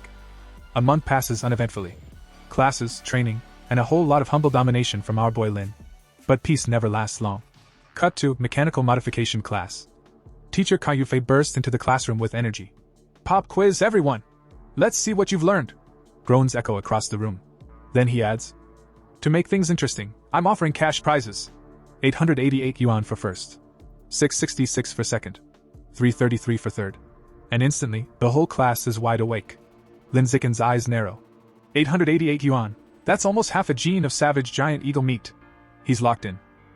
The class dives into the test. Pencils fly. Heads sweat. And right after that, because fate loves chaos, the gene fusion teacher announces another test. With the exact same prize money. Everyone groans in despair.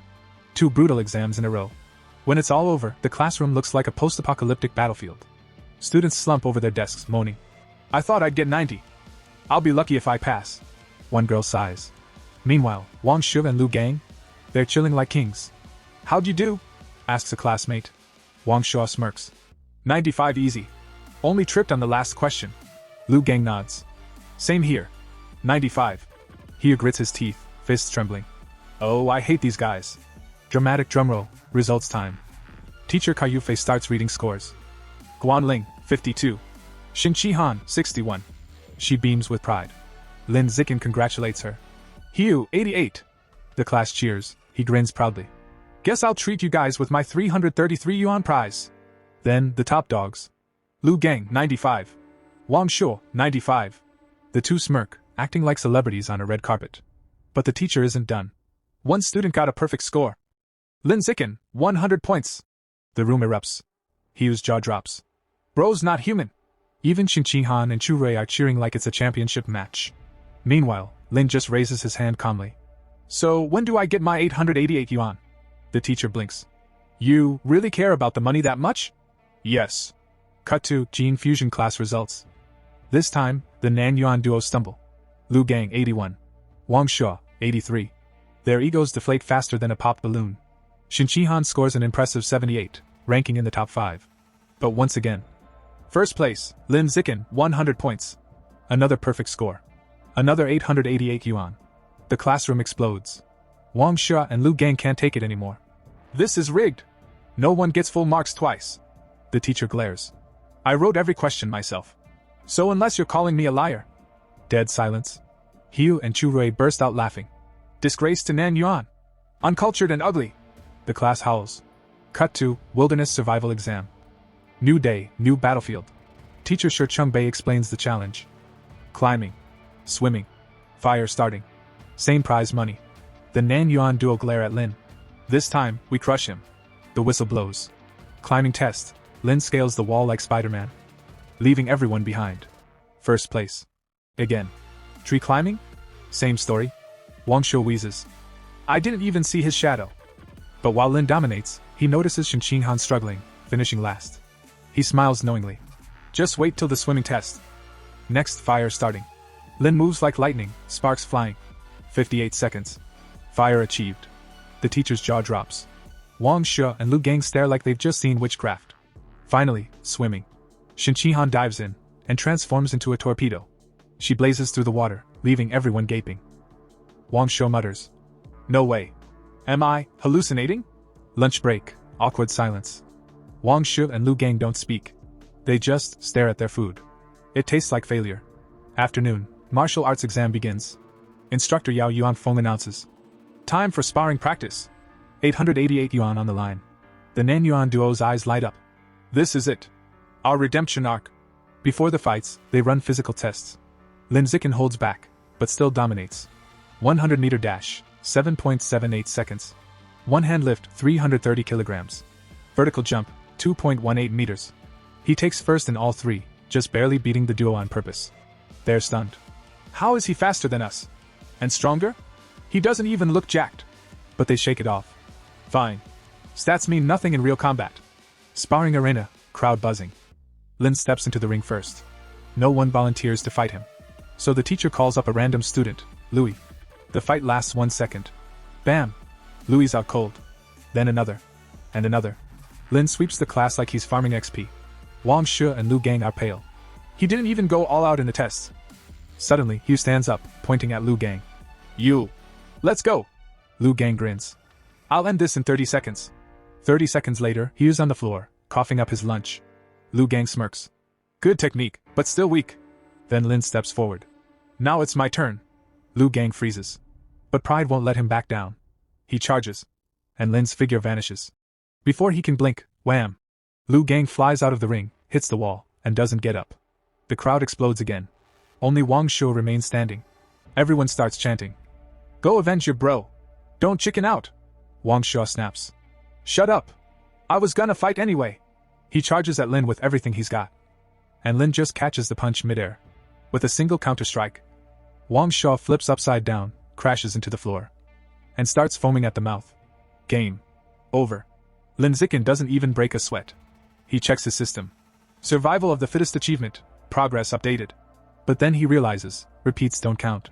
That means, only the girls are left. He glances around, wondering if any of them will even dare. And to his surprise, every single one of them raises their hand, smiling.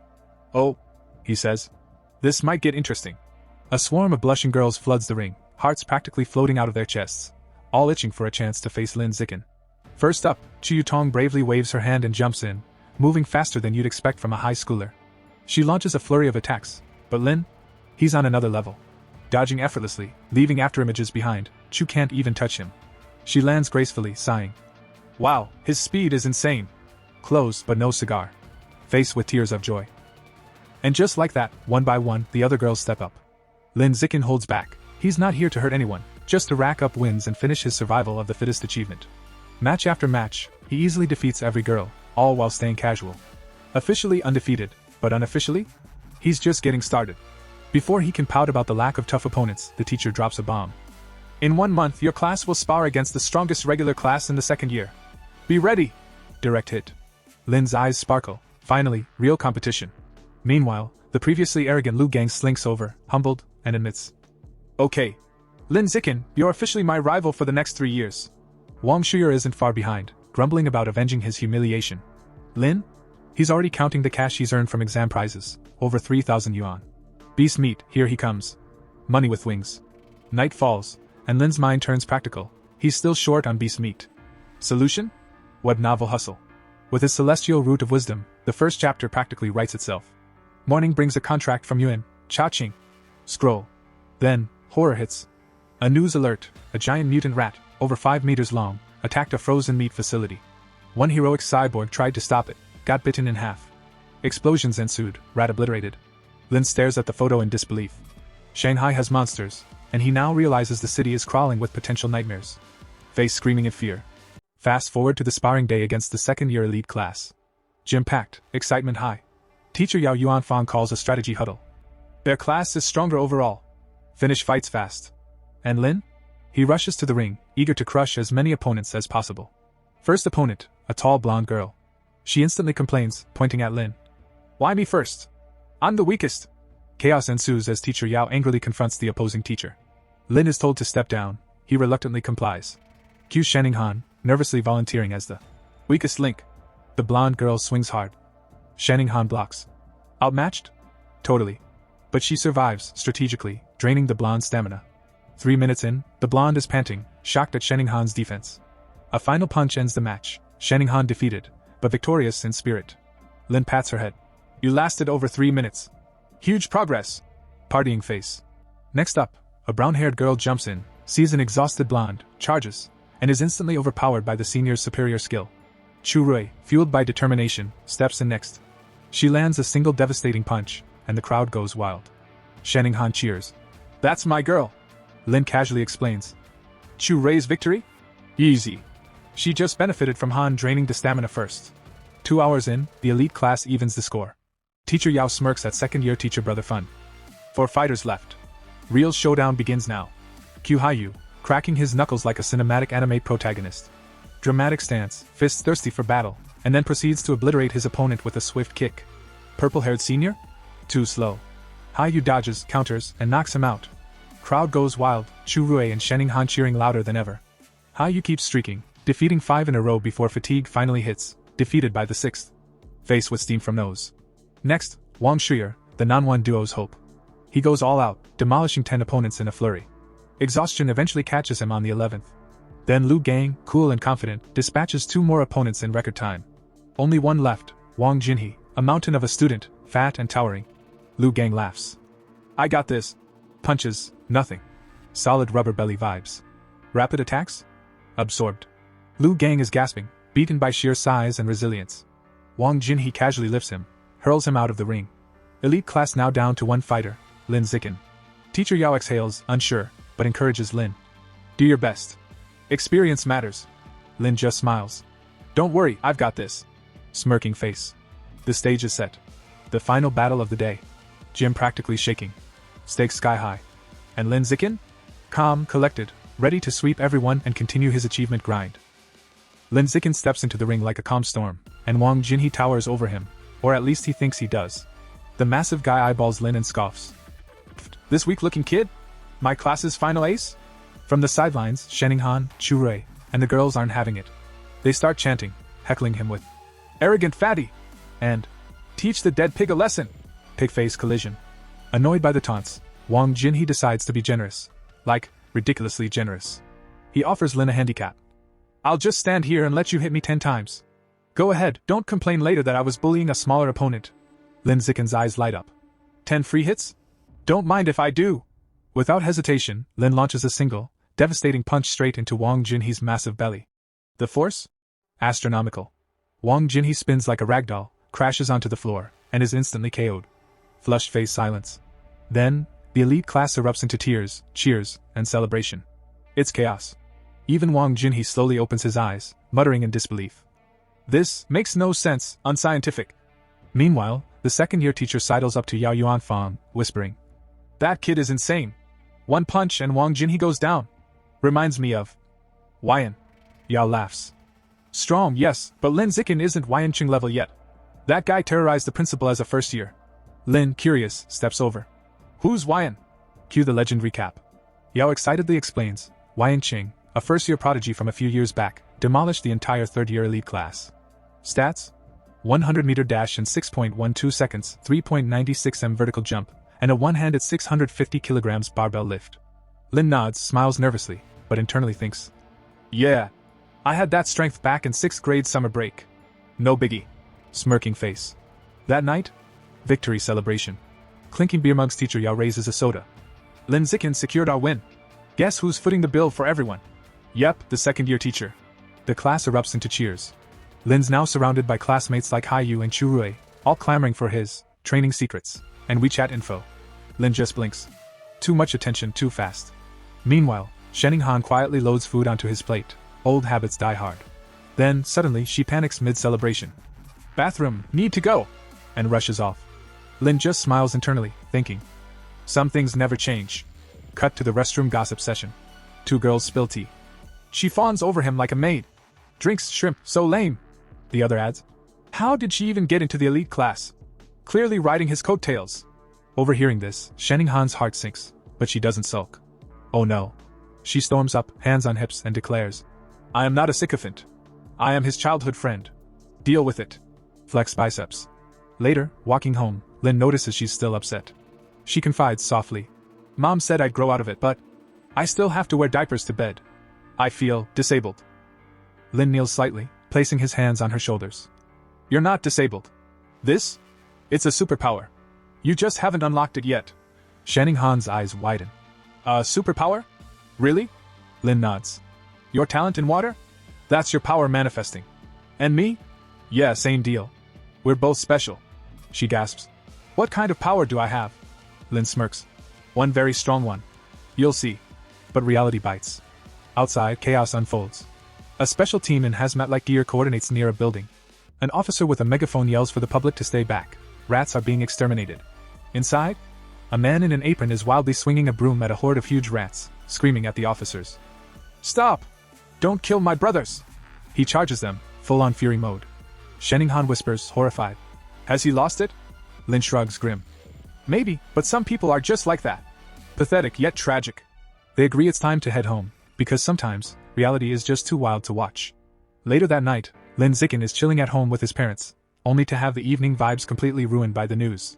The anchor reports that a young female teacher went missing last week, and she's still MIA. Cue mom, Zhang Wangxin, freaking out. That's the 4th one this month. Dad, ever the pedant, corrects her. 5th. Definitely 5th. The broadcast flashes photos of young, attractive women and warns everyone not to wander alone at night. Mom looks at Lin Zicken dead serious. You better not let Shanning-han go anywhere by herself. Lin just smirks and promises to keep her safe. Meanwhile, over at the Shanghai Public Security Office, the dude from the market, remember the one freaking out over rats, has been arrested. The cops are chatting with the doctor, wondering if he's mentally ill. The doctor shrugs. Not sure, he won't talk. Which is weird because earlier at the market he was screaming like he was auditioning for a horror movie.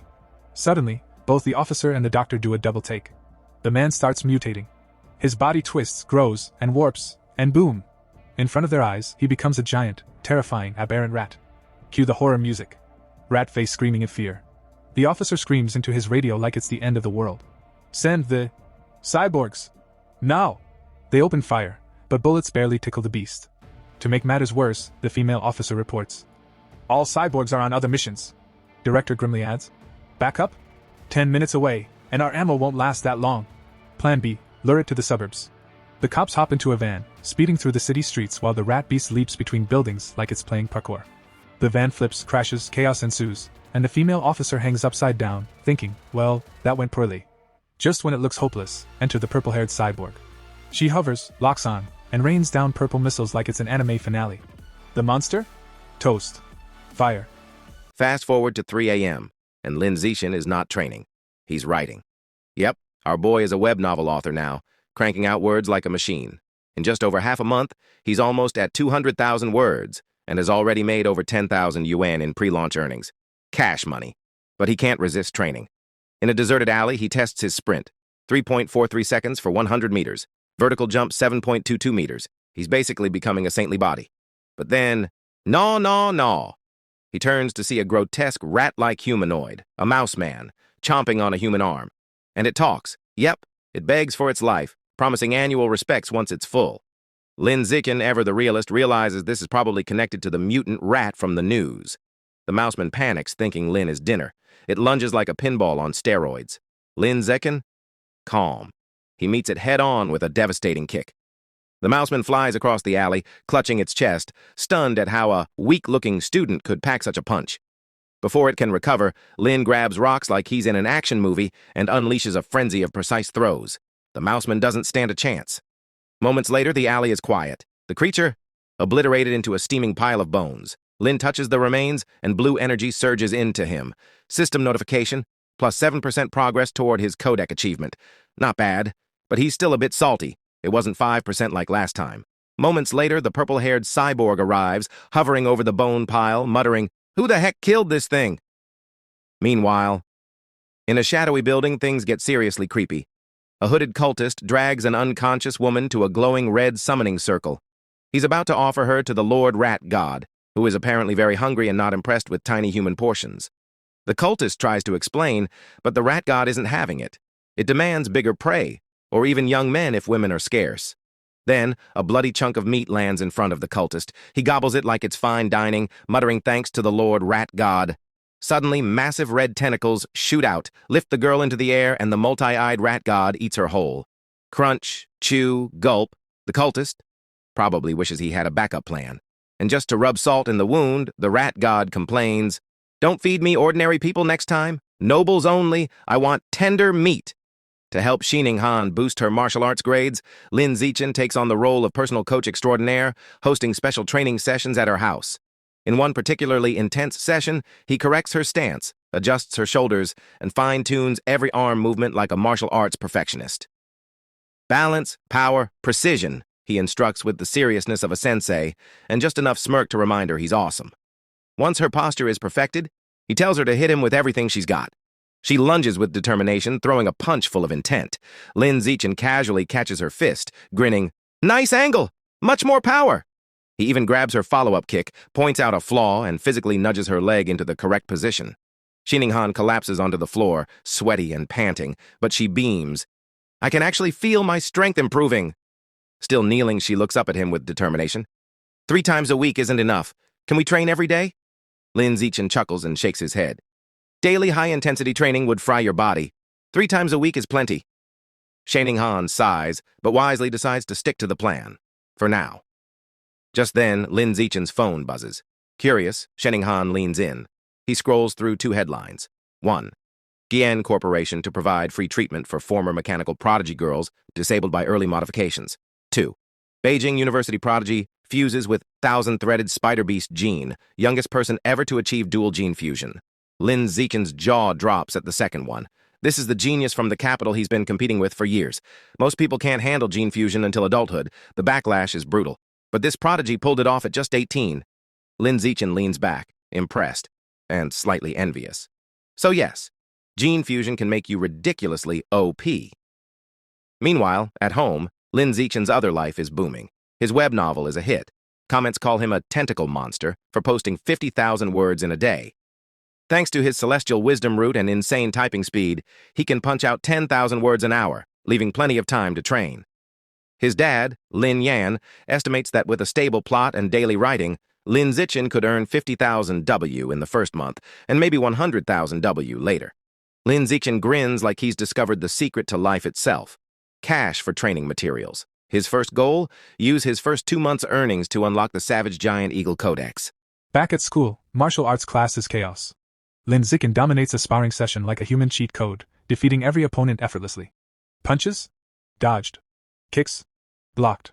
He even collects prize money, another 888 yuan, and experience points toward his survival of the fittest achievement. Shenning Han, on the other hand, isn't quite a superstar yet. She ranks last as usual, but now she has bite. Flashback. Her previous match against Wen Yuntong lasted 3 seconds. This time? Almost 3 minutes of trading blows, landing punches and kicks. Her teacher, Yao Yuanfan, nods in approval, impressed by her progress. Chu Rui tries to comfort her, but it's clear the girl has leveled up. After class, Yao Yuanfan drops a bomb. In 1 month, their class will challenge the elite second-year class, aiming to take out everyone except the top 3 fighters. The students roar their agreement. Spirits high, hearts pumped. A month passes, and Lin Zichen's web novel empire has grown. Checking his bank account, he sees a healthy 89,000 W. Jackpot! He heads straight to the supermarket to finally buy Savage Giant Eagle meat. A helpful employee informs him about a 5% discount if he buys 100 gene at once. Lin Zichen pauses, calculating like a general preparing a battle plan, and decides to wait until he can buy the full 100 gene. Discount efficiency is power. The next day, Shenning Han drags him to the cafeteria, bubbling with excitement about a new stir-fry counter. They get there early, snagging a table just before the line turns into chaos. Suddenly, a loud argument erupts. One student accuses another of cutting in line. Shenning Han spots the voice. It's a you. She asks if they should intervene. Lin Zichen casually glances over. Nah, probably unnecessary. He says, confident that Heyu's natural aura is intimidating enough. Wrong. Heyu is outnumbered. The leader of the bully crew calls him a punk and surrounds him with friends. Panic? A little. But Lin Zichen? Cool as ever. Shadowed face, calm tone, he clamps a hand on the bully leader's shoulder. Please line up properly. The leader smirks, challenging him. Lin Zichen just grins slyly, pulls out his phone, and says, I'll report you. The leader scoffs. Reporting is shameful. Lin Zichen leans closer, voice calm, deadly. Cutting in line? That's way more shameful. The bullies, now realizing they picked the wrong fight, retreat in frustration. Cafeteria peace restored. Lin Zichen sits back, takes a bite of stir-fry, and thinks, yep. This is why people like me. The scene shifts to a lavish villa in one of Shanghai's wealthiest districts, where the rat god cult is holding a secret meeting. Shadows dance across the room as the cult leader, a mysterious man in a black hooded robe, sits on a throne-like chair, addressing his followers like a dark CEO of evil. Sha Chang is dead, he announces, voice dripping with foreboding. He went crazy at the market and provoked the security squad. One cultist mutters, good riddance, and a few others nod in agreement. The leader's eyes then glitter as he introduces a newcomer, a young man stepping into Sha Chang's shoes. He relays a chilling new command from their Lord Rat God. From now on, the cult must only capture and sacrifice nobles. Ordinary people? Too bitter. Only the creme de la creme will do. A couple of cultists raise concerns. Capturing nobles is too risky. One missing rich kid, and the authorities will come down on us. The leader, unfazed, suggests starting with the sons of wealthy but powerless merchants, high value, low risk. Then, turning to the newcomer, he says, You're new. Don't go after nobles yet. Just capture a handsome young man as a practice sacrifice for one of our subordinates. The newcomer's hood hides his face, but his grin is unmistakable. I won't just capture any handsome man. I'll offer the most handsome man in the entire city to the divine child. He declares, exuding eerie confidence. Meanwhile, back at school, Haiyu is still stewing over the cafeteria incident. He informs Lin Zichen that the students who cut in line are from Class 3 of the second-year honors class, the same class they're scheduled to challenge. Lin Zichen, leaning casually against the lockers, quips, Good grades don't guarantee good manners. His expression darkens as a news alert pops up. Another wealthy heir has gone missing, the 5th in a row. No ransom demands. The pieces click into place. The rat god cult is active. Lin Zikin grimly notes. They're targeting nobles now. The day of the class showdown arrives. The students gather in a massive gym with 2 fighting rings, tension crackling like static electricity. The cafeteria bullies glare at Hayu, and he gives them a defiant gesture back. The rings roar to life as the sparring matches begin. Shenning Han steps up first. Her opponent, a senior from the honors class, launches a fierce kick. Shenning Han blocks it and promptly gets crushed by the sheer force. Down she goes.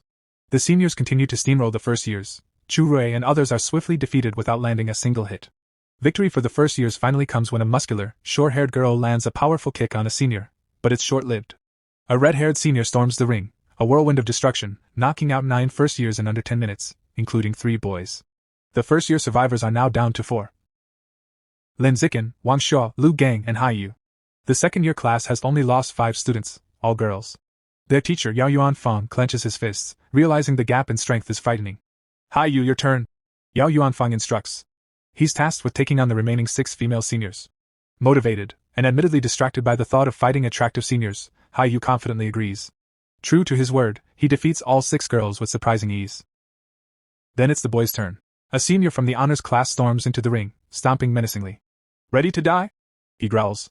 Hayu smirks. This is the bully from the cafeteria. Revenge time. Wrong move. The bully is fast, blistering speed, and lands a punishing punch to Hayu's stomach. Down he goes, knees hitting the mat. He tries to retaliate, but a swift kick sends him flying out of the ring. Humiliated and sore, he curses himself for underestimating the opponent. Now it's Lin Zikin's moment. The bully, smirking, challenges him. Wanna try your luck? Lin Zikin's eyes glint. Gracefully stepping into the ring, he thinks, finally, someone worth my attention. The crowd erupts. Cheering classmates chant. Brother Chin, crush him! Avenge Hayu! The match begins. The bully launches a high kick. Lin Zikin doesn't flinch. He catches the kick with one hand, spins, and slams the bully headfirst into the ring floor with such force the entire gym echoes with the impact. Out cold.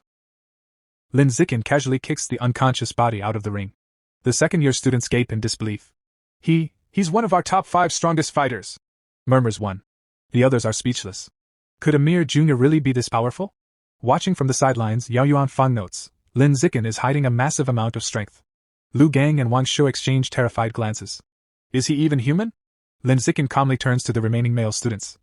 Who's next? Their faces twist in sheer panic. Over the next 30 minutes, he defeats all 29 remaining second-year students with unmatched precision and efficiency. Standing over the final opponent, Lin Zikin reflects on his progress. A system notification pops up. Opponents eliminated, 19/1000. He frowns. 19 out of 1,000? Slow, far too slow. In that moment, Lin Zikin makes a bold decision. His strength has surpassed the high school level. Rules? Who needs them? From now on, he makes the rules. It was Monday morning at Shanghai High, and the principal's office was rocked by a gasp so loud it could have shattered glass. Inside, the principal stared at Lin Zikin like she had just seen a unicorn lifting weights. Wait, you actually want to hold a personal challenge match, with rewards? She asked, blinking rapidly. Lin Zikin, ever the fearless first year, nodded. Not just a match, he said boldly. I want to challenge the entire school. The principal pressed a hand to her forehead. You're serious? A first year. Challenging everyone? Absolutely. Lin Zikin replied, grinning. Come to the gym. I'll show you I have the strength for this. Later, the two of them arrived at the empty gym. The principal crossed her arms, skeptical. Why bring me here so late? She asked. Lin Zikin casually removed his school jacket, revealing a muscular build that could double as a bodybuilder's poster. He smirked. I'm here to show you my true power. The principal's face went beet red. She misread his meaning and tried to stop him. Wait. But Lin Zikin strode over to a massive 700 kilograms barbell. With one hand, he lifted it effortlessly, holding it aloft like it was a feather. The principal froze. Her jaw practically hit the floor. This isn't just showing power. This is absurd. Unreal. Unthinkable. It finally clicked. Lin Zikin's strength already surpasses Yanqing, the school's legendary prodigy from years past. Completely convinced, she gave a small, incredulous thumbs up. Fine, she muttered. We'll arrange a challenge for the entire school. Lin Zikin grinned cheekily. Perfect. But let's make sure there are rewards. Otherwise, nobody will bother challenging me. He outlined his plan, 2 types of prizes. A small participation prize to entice everyone, and a massive cumulative prize pool that grows with each challenger. Anyone who defeats him wins the entire pool. But if no one succeeds in the time limit, all the money is his. Lin Zikin added one final request: keep my true strength secret for now, otherwise the students would be too terrified to even show up. She playfully patted his shoulder and nodded. Later, she showed him the finalized plan. Perfect, he said, bowing slightly. Just then, teachers Yao Yuanfang and Lu Duran walked by. They stopped in their tracks, stunned. The principal, usually a fearsome, scolding she-devil, was smiling at Lin Zikin like he'd just given her free ice cream. Yao Yuanfeng's mind scrambled. What is going on? By 2 p.m., the gym was packed. 2 large fighting rings stood in the center, surrounded by a buzzing student body. The principal took the microphone, clearly trying to keep a straight face, and introduced Lin Zikin. She detailed his recent victories and explained the rules and prizes for his personal challenge against the entire school. Pandemonium erupted. Students shouted, laughed, and mocked the audacity of a first-year daring to challenge everyone. The principal must be insane, someone yelled. He beat the second years, so what? Third years will crush him, another argued. Lin Zikin, standing calmly in the middle of the chaos, announced. Starting tomorrow, I'll be in the gym every afternoon for 2 hours. Anyone is welcome to challenge me. Internally, he was quietly thrilled. The more angry and motivated the students, the better. Perfect for my survival of the fittest quest. Meanwhile, the scene shifted to a bustling Shanghai street at night. A young blonde man strolled alone, sipping a drink like he owned the sidewalk. 2 attractive women stepped in front of him, inviting him to a bar. He glared. Get lost, he said bluntly. They muttered, no charm at all, and walked away. The blonde man shook his head, muttering, Shanghai City, you really are pathetic sometimes. He wasn't just any guy. He was a new recruit in the rat god cult, struggling with his first mission. After days of searching, he hadn't found a single man handsome enough to be a worthy sacrifice. Anxiety gnawed at him as he imagined his cult leader's disappointment. Failure would mean ostracism, or worse. He had even considered kidnapping a male celebrity, but they were too heavily guarded. Just as despair began to settle in, Lin Zikin ran past him, wearing a tank top and shorts. The cultist froze mid-step. His eyes widened. Finally, the perfect man. Relief and twisted excitement washed over him. He had found his target without even trying. A sinister grin spread across his face, black eyes gleaming in the night. Lin Zikin's run down a deserted industrial alley? Perfect. The opportunity had arrived. The cultist quietly followed, his heart racing with anticipation. Tonight, he would claim his prize. Deciding it was finally time to put an end to things, the blonde rat cultist unleashed his power. And instantly went through a grotesque transformation.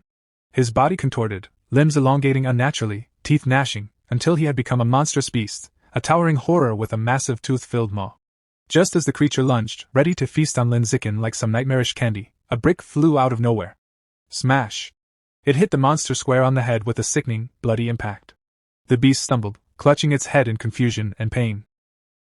From the shadows, Lin Zikin calmly emerged, holding the very brick he had just thrown. Well, I didn't expect to run into a rat person on my evening jog, he muttered casually to himself. But hey, free upgrade progress for my guidebook. Can't complain. The monster trembled in terror, trying desperately to comprehend the human in front of it. It felt incredibly unlucky, like rolling a 1 on every dice in life. Before it could react further, it collapsed, dead as a doornail. Lin Zikin blinked in disbelief. Did I really just kill it with a single brick? He crouched beside the corpse, preparing to absorb its life essence before any nosy humans wandered by. A system notification pinged. Trace of giant mutant rat life essence devoured. Guidebook progress 8%. He frowned. Only a 1% increase? Pathetically low. No wonder this rat person was so weak. Thinking about his safety, Lin Zikin decided to take a break from nighttime runs. Not all cultists were this feeble. Some could transform into monsters strong enough to shrug off bullets like mosquitoes. The next morning, Lin Zikin watched a shocking news report on television. At 3 a.m., the Shanghai Municipal Public Security Bureau, working alongside a chemical tutor from Shanghai University, had successfully wiped out the rat god cult. The broadcast showed the insane battle. The massive multi-eyed rat king launched a terrifying volley of sharp spikes at a winged, red-haired gene fuser. The tutor endured, dodged, countered, and in 30 seconds, the colossal rat king was defeated, collapsing in defeat. Lin Zikin sat, expression grim, thinking, that's the true power of a high-level being. Unreal, formidable beyond anything I've faced. Meanwhile, in a sleek, modern room, 2 men in tactical gear were having a casual chat. A blue-haired man, sipping from a cup, asked, Have you contacted our teacher yet? Tian Chang, A spiky-haired orange guy shook his head. Still out of contact. The entire elite squad that went to suppress the riot at Source Site 36. Still missing. The blue-haired man raised an eyebrow. Current situation? Stable, Tian replied. If it weren't, I wouldn't be free to mop up the little shrimp that escaped during the chaos. Little shrimp. The blue-haired man smirked internally. The Rat King, a monster that even the Public Security Bureau couldn't touch? Just a little shrimp compared to Tian. He playfully draped his arm over Tian's shoulder. Since you're here, why not swing by our old school? Give the juniors a lecture. Tian groaned. I'm not an idol. I have real work to do. Come on, the blue-haired man insisted. Guiding cute juniors is work too. Think of it as ideological outreach. Deep in a moonlit cavern, the Rat King had survived its fight with Wu Tian. It muttered darkly about its dietary evolution, first beggars, then young people, and now, the pampered elite. But it wasn't alone. A new, terrifying monster loomed, a colossal green-skinned brute with glowing red eyes and unimaginable strength. The Rat King trembled as the giant beast berated it. I brought you here so your clan could dig tunnels. Not so you could go around eating people and attracting unwanted attention. Do you think you deserve to live? The Rat King whimpered, pleading for another chance. The green giant considered it. Finally, it allowed the Rat King a second chance, but not for free. Without warning, a clawed hand slammed down, striking the Rat King with brutal force. Blood sprayed, filling the cavern in a horrifying spectacle. The giant casually holds the bloody eyeball and comments. Smells terrible, tastes great. Yes. This monster has food reviews. He then reveals the bigger twist. The Rat King that fought earlier? A decoy. The real one had been hiding all along. Clever, but not clever enough. Final warning delivered. Fail again, and you die. Meanwhile, back at Shanghai High. The tone flips from horror movie to school battle festival. It's the day of Lin Zicken's personal challenge. As he walks to the gym, students whisper like he's a celebrity mixed with a lunatic. That's the first year who challenged the whole school. Is he insane or confident? Probably both. But Lin Zicken isn't listening. He's on his phone. Looking at wanted posters. 9 fugitives. 500,000 reward each. To him? Not criminals. Walking piggy banks. Then his practical side kicks in. Stay alive first. Money later. Smart protagonist energy activated. He enters the gym. Packed. Overflowing. Absolute chaos. And then the secret weapon of motivation appears. Shin Xinghan with a megaphone. Every participant gets a lottery ticket. The boys cheer. Game consoles. Smartphones. Dreams. One brave boy steps forward. Only to be used as a stepping stone by a girl who literally jumps on his head to volunteer first. And suddenly, female student stampede. The ring floods with girls. But instead of fighting, they start admiring. Your arms are so strong. Your face is so handsome. Is this a challenge or a fan meeting? Lin Zicken's internal monologue. This was not in the plan. Reluctant but determined, he gently pushes them back. One by one. Then all at once. Energy wave. Ring cleared. Apologies included. System notification. Survival of the fittest, 309/1000. Progress achieved through accidental popularity. Next wave, the boys.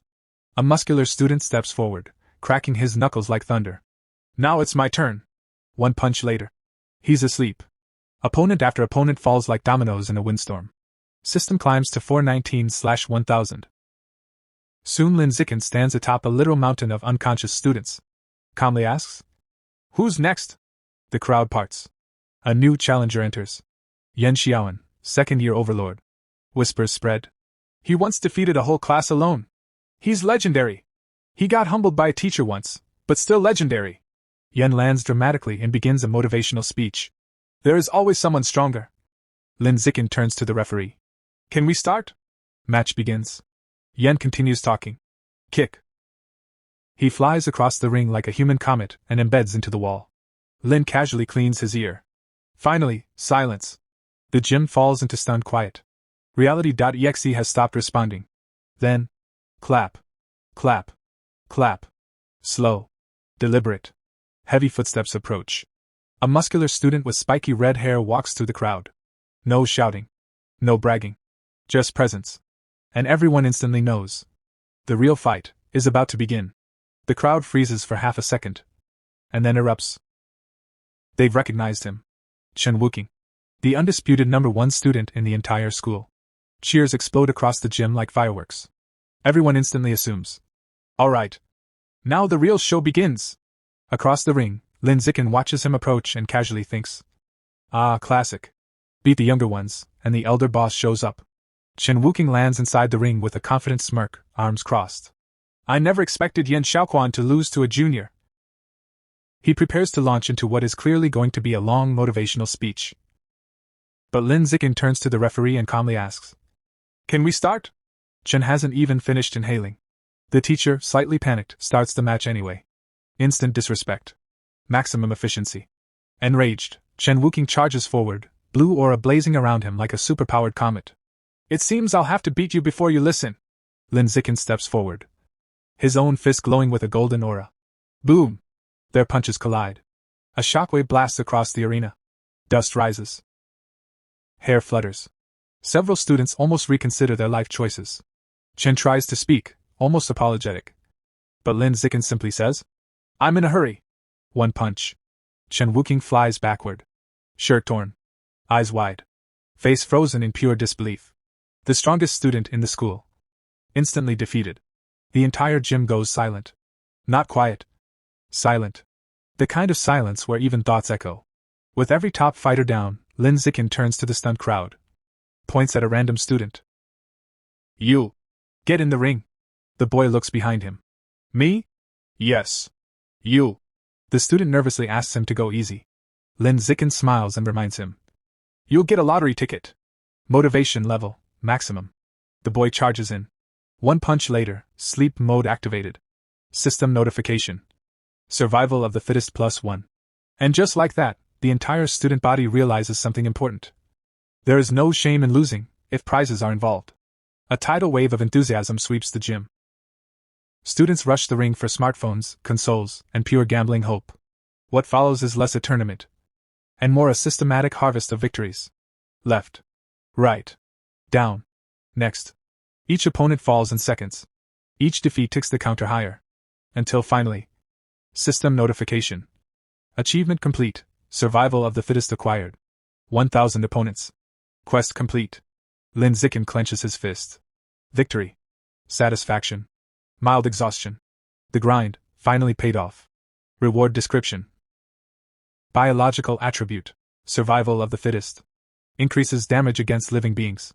He strokes his chin. Practical, but why won't it tell me the exact percentage? Classic system vagueness. Challenge over. He jumps down from the ring. The girls complain it ended too fast. The boys are still recovering their consciousness. Without wasting time, he grabs Shinqing Han's hand and exits the gym like a victorious protagonist leaving a battlefield. Later, the principal's office echoes with laughter. She congratulates him on officially becoming the school's #1 fighter. Leaning closer, she teases. You defeated Chen Wuking instantly. You're definitely hiding your real strength. Lin Zikin sips his drink calmly. Only a little. She doesn't believe him for a second. She brings up Chen's Kyoto University entrance exam. 690 kilograms one-handed barbell lift. Her estimate? You must be at least 800 kilograms. Internally, Lin nearly coughs. If only you knew. Out loud he says. 795 kilograms. The principal beams triumphantly, convinced she cracked the code. Then Lin raises his hand with pure sincerity. So, when do I receive the 8,810 yuan prize money? The principal bursts out laughing. Little rascal. Funds transferred instantly. But he's not done. He makes a small request. He and Shinqing Han enjoy swimming. So could they have exclusive access to the school pool? Closed to everyone else during their sessions. The principal agrees surprisingly fast. Then he adds another detail. He'll be covering the security cameras because he doesn't like being watched in swim trunks. Shinqing Han instantly turns red. The principal's imagination goes absolutely wild. She slides a key across the desk with a knowing smile. The pool is yours. Then she leans in and whispers. Just don't create a new life in there. Lin Zikin blinks. What does that even mean? As they walk down the school hallway, Lin Zikin glances at the key in his hand, the key to the private swimming pool. A thought crosses his mind. With exclusive access, I can finally understand the true nature of Shinqing Han's abilities. Before he can go deeper into his thoughts, Shinqing Han suddenly stops him. She hesitates for a moment, clearly nervous. I have a favor to ask. She explains that she signed up for a singing competition. While she has practiced her solo parts, she still needs someone to help her rehearse the duet section. Looking slightly embarrassed, she softly asks if he can practice with her that evening. Lin Zikin agrees without hesitation. Her face instantly lights up. She pumps her fist in excitement, and happily skips away down the hallway. Lin Zikin watches her leave, a faint smile forming. He knows how much this competition means to her, and silently hopes it helps her gain confidence. Later that night, inside Shinqing Han's apartment, the two sit in her room practicing. She sings into a microphone with focus and emotion, while Lin Zikin listens, playing the duet parts from his phone and occasionally guiding her timing. Meanwhile, in the living room, her parents are listening. Her father frowns slightly. Is it really appropriate for them to be alone in a room together at this age? Her mother immediately shuts him down. They're childhood friends. What exactly are you worried about? She shoots him a sharp look. Don't meddle. The man instantly retreats into silence. Back in the room, Lin Zikin overhears enough to get the message. He stands up calmly. We've been practicing for half an hour. Time to focus on studying. As he prepares to leave, he reminds her. Don't forget, tomorrow we're going to the pool. Bring your swimsuit. She nods happily. They say their goodbyes and he heads home. Alone in her room, Shinqing Han's thoughts begin to spiral. Tomorrow, the pool, just the two of us. Her face turns bright red. She nervously opens her closet and pulls out two swimsuits, laying them on her bed. A modest blue one-piece. And a bold black bikini. She picks up the bikini, her blush deepening. Isn't this too revealing? Her imagination runs wild. A playful scene of splashing water, laughter, being close to him. She freezes. Then shakes her head. It's just him. It should be fine. With sudden determination, she stuffs the bikini into her school bag. The next day after school, the gym's swimming pool is completely empty. Lin Zikin is already there, standing by the pool in his swim trunks. His toned physique is impossible to ignore. He glances at the security camera above, remembering his promise. I'll deal with that later. Just then. Lin Zikin! He turns. Shinqing Han stands at the entrance, wearing the black bikini. She walks toward him with a soft smile and a shy blush, apologizing for making him wait. On the outside, Lin Zikin remains perfectly calm. Slow down. Be careful. On the inside, she looks way too cute. He quickly regains composure. Let's begin. The two step into the water. They swim side by side, moving smoothly through the pool. Underwater, Lin Zikin takes her hand, guiding her movements. Then suddenly, her eyes widen. Something feels wrong. She quickly signals him, pointing upward in urgency. Understanding immediately, Lin Zikin grabs her and propels them both to the surface. They break through with a splash. He steadies her, concern in his voice. What happened? Her face is filled with shock, but also excitement. The water, it's passing through my body. To prove it, she lowers her hands beneath the surface. Right before his eyes, the water flows straight through her palms, as if her hands aren't even solid. Lin Zikin's expression sharpens. This isn't normal. This is her ability. He reaches out and gently takes her hand, examining it carefully.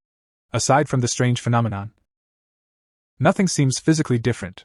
He thinks for a moment, then says seriously, We need to check further. Let's get out of the pool. Shinqing Han freezes, then slowly nods, her face turning red once again. Shortly after, Shinqing Han is lying on a poolside lounger, completely soaked from Lin Zikin's tests. As he pours water over her again, she pouts slightly and asks how much longer this examination is going to take. After checking multiple times, Lin Zikin finally straightens up and concludes there are no other abnormalities. Helping her sit up, he calmly explains that for now, it seems only her hands have this strange ability. She nods, processing it. Sitting at the edge of the pool, Shinqing Han hesitates before asking something personal. Could her lifelong bedwetting problem be related to this power? Maybe another part of her body also lets water pass through. Lin Zikin pauses, then admits it's possible. He tells her that next time she feels the urge, she should pay attention and inform him. Then, realizing how that sounded, he awkwardly adds that she should check if any other part of her body feels like her palms. Immediately, he regrets it. That sounded way too suspicious. But Shinqing Han doesn't take it that way at all. Instead, her face lights up with excitement. She clenches her fists and declares that this means she isn't useless, she's a superpower user. A water-type ability. Her eyes shine with determination as she thinks. If she can fully develop this power, maybe she can finally stand beside Lin Zikin as an equal. That night, the story shifts to a neon-lit city filled with towering buildings and glowing holographic ads. Lin Zikin walks into a supermarket, where a friendly clerk greets him. Without hesitation, he walks to the counter, slides his card forward, and makes a shocking request: 100 gene of savage giant eagle meat. The clerk freezes. That's an absurdly expensive order. Still, she nervously processes the payment and takes down the delivery address. As Lin Zikin leaves, she watches him in disbelief, wondering which rich young master just casually spent that much money. Later, in a deserted industrial area, the delivery arrives. Lin Zikin looks at the massive box and reflects on his finances. With 120,000 yuan earned from his web novel, his total funds now stand at 210,000. More than enough. He places his hand on the beast meat. Instantly, a violent surge of white energy erupts around him. A system notification appears. He is devouring the savage giant eagle's life source. The codex progress hits 100%. Then comes the vision. A majestic white eagle soaring across the sky, diving into the ocean, hunting a massive purple squid with terrifying precision. As the vision fades, Lin Zikin stands surrounded by glowing blue light. Another notification appears. He has unlocked the savage giant eagle codex. New ability acquired, Eye of the Sky. His vision sharpens instantly. His eyes glow gold, pupils transforming into eagle-like patterns. The world changes.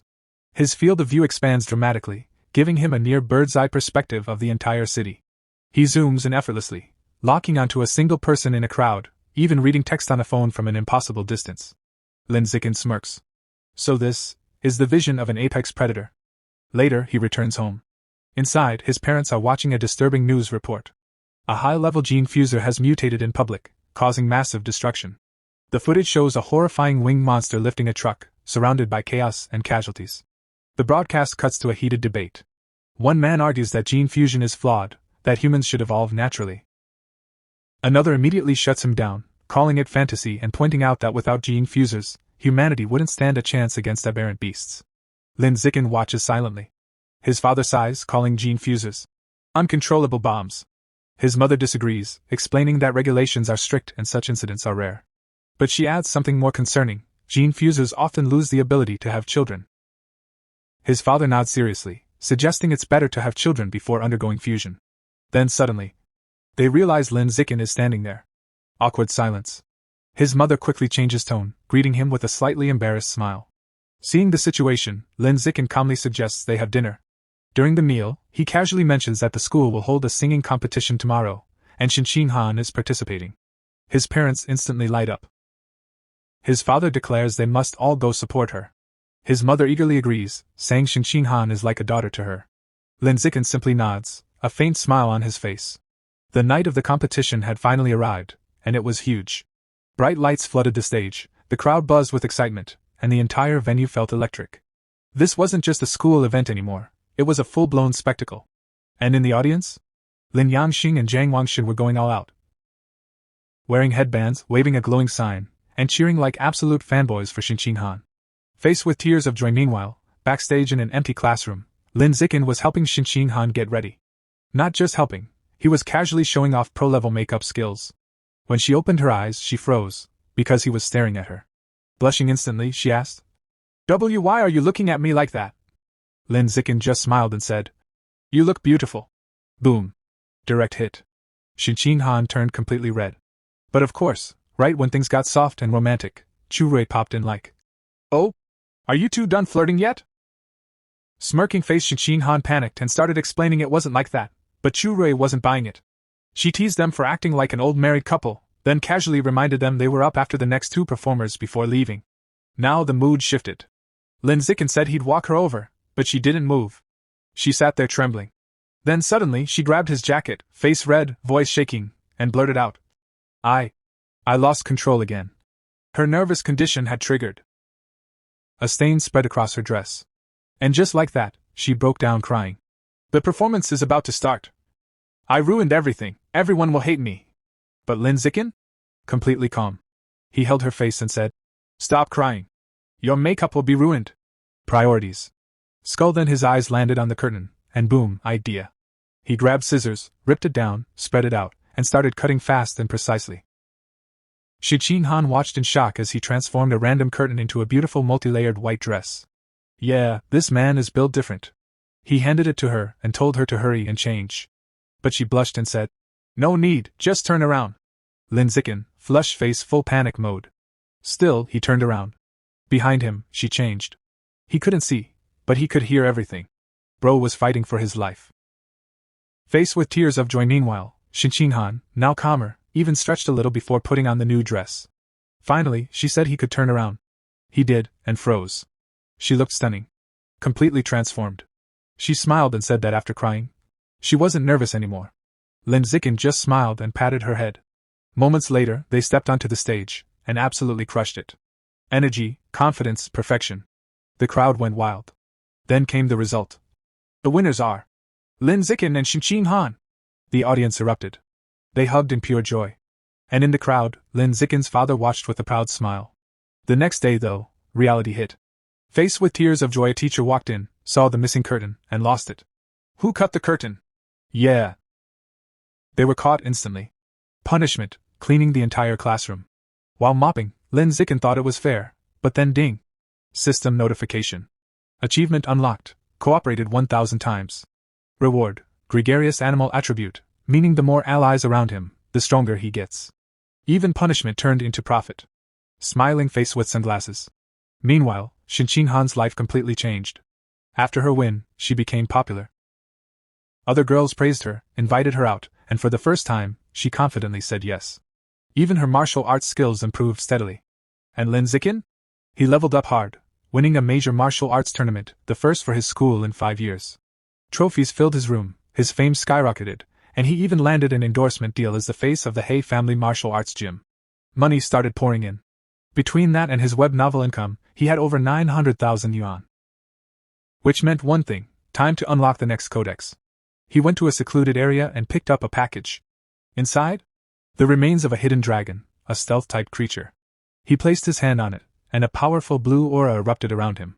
System voice, devouring life source. Codex progress 100%. New ability unlocked, natural camouflage. This skill was insane. He could lower his presence, hide his true strength, or move like a ghost for ambushes. Perfect for deception. Perfect for domination. And after all that? Lin Zikin casually walked through the city. Because even after a massive power-up, he still had something important to do: buy a cake for his mom. Birthday cake. His thoughts were suddenly cut off by a loud shout. Lin Zikin turned, and froze. Not far away, a stunning red-haired woman was being forcefully escorted by 2 guards in full tactical gear. The tension in the air was immediate. Then, unexpectedly, a young man involved in the arrest called out his name in surprise.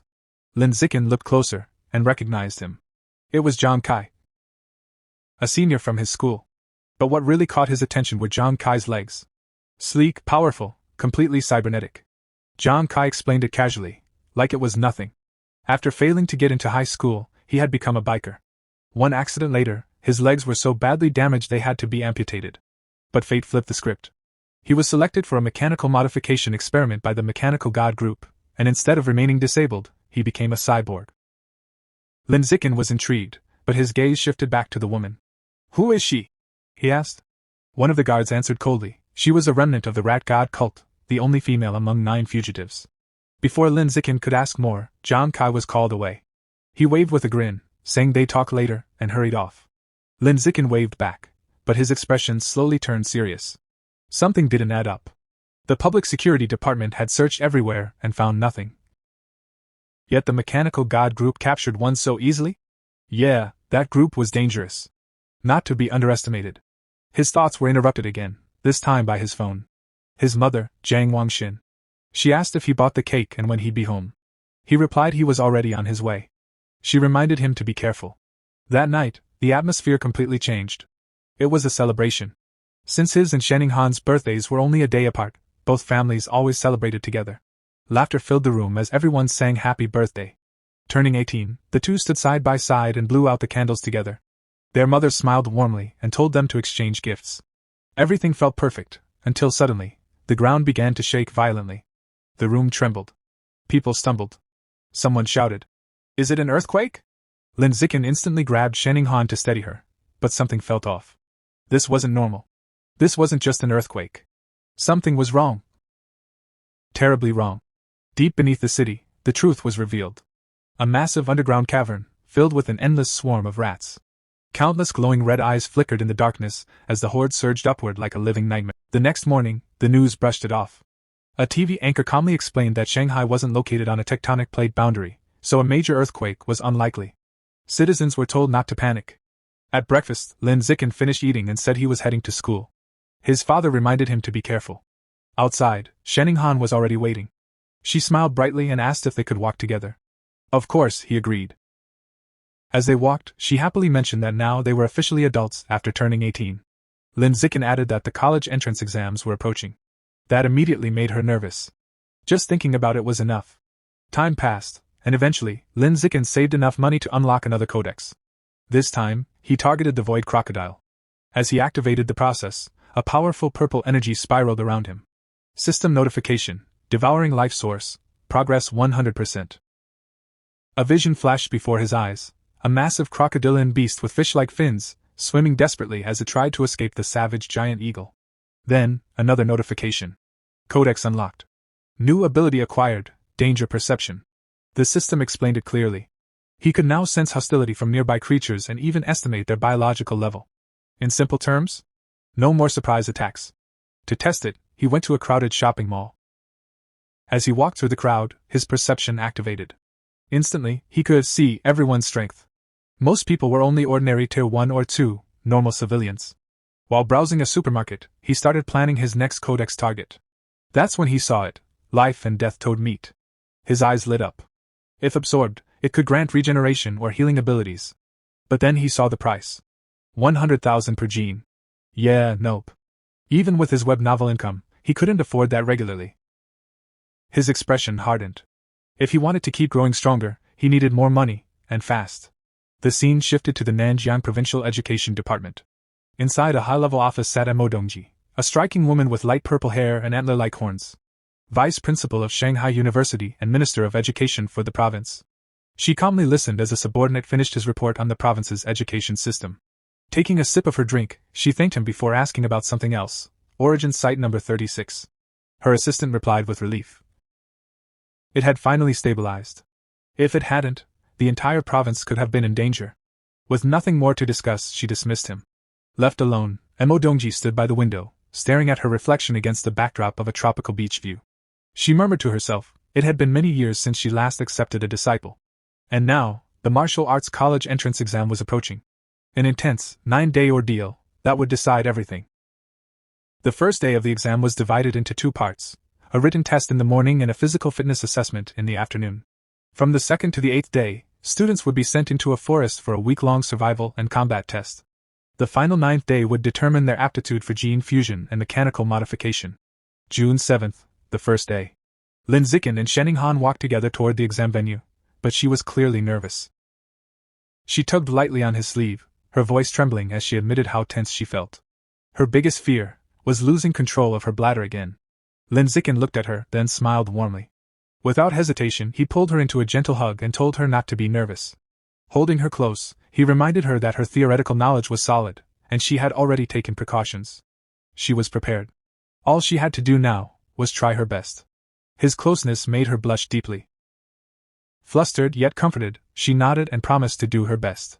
Then, gathering courage, she told him he had to do his best too. He chuckled and agreed. During the written exam, Lin Zikin sat calmly, his expression relaxed as he filled in the answers with ease. The questions posed no challenge to him. He finished long before time was up.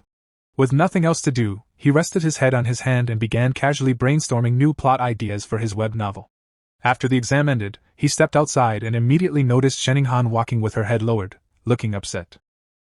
His heart sank slightly. Did she not do well?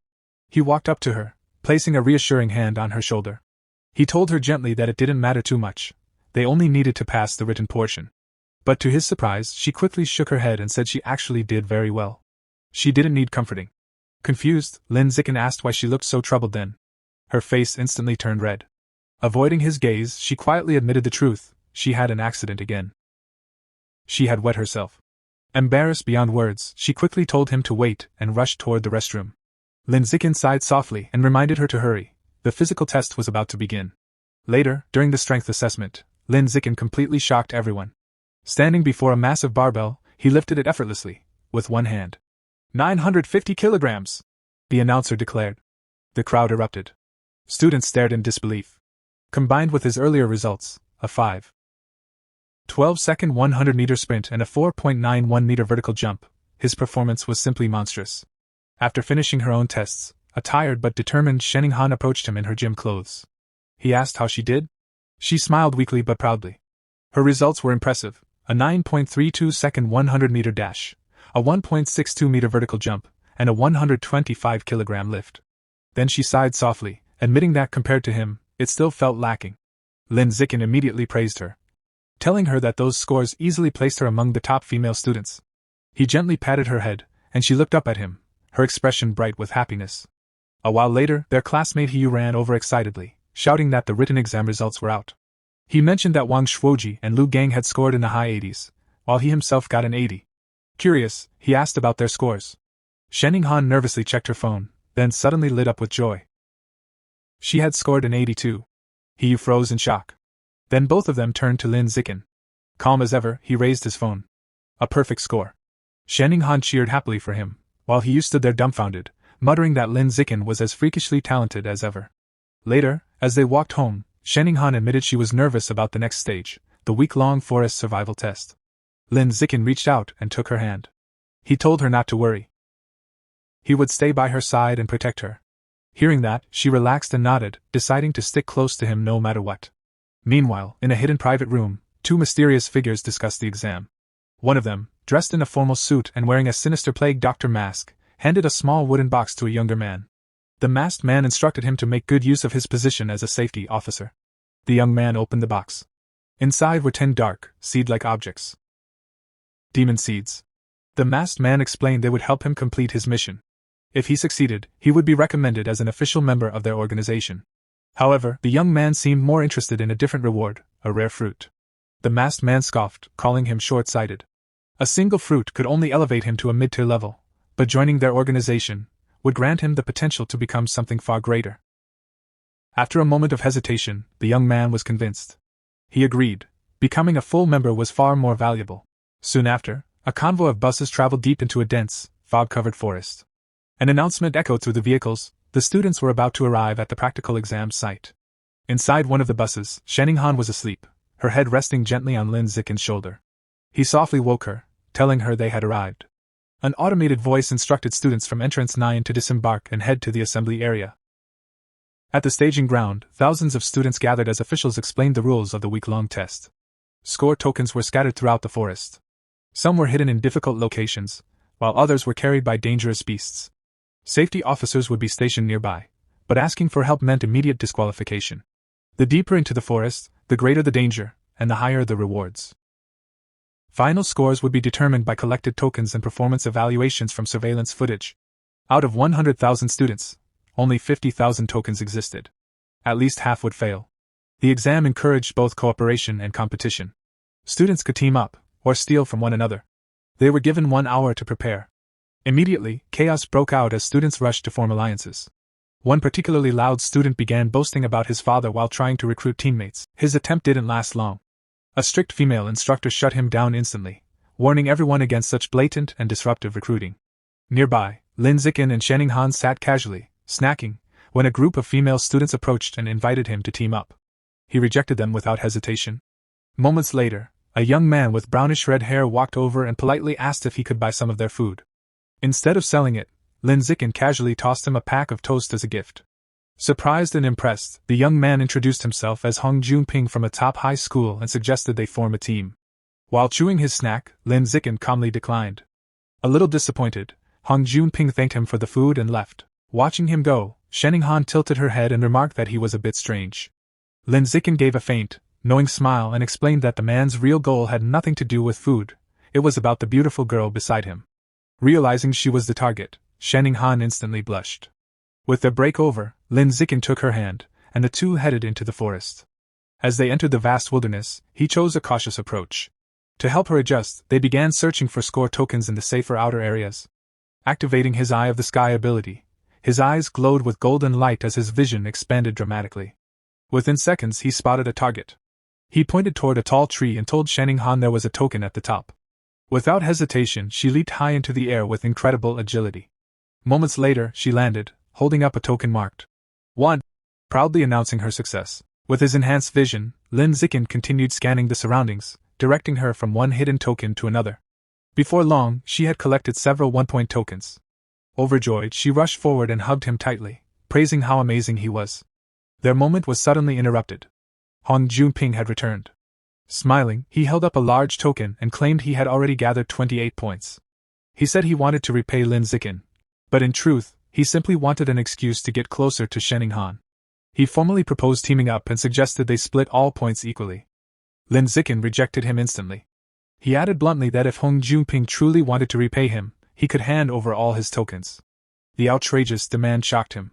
His expression darkened, and a powerful aura erupted from his body. Enraged, Hong Junping charged forward, shouting that they had chosen the wrong path. Lin Zikin smirked calmly. No, you're the one who chose wrong. The fight ended in an instant. Lin Zikin delivered a single punch to Hong Junping's stomach. The impact was devastating.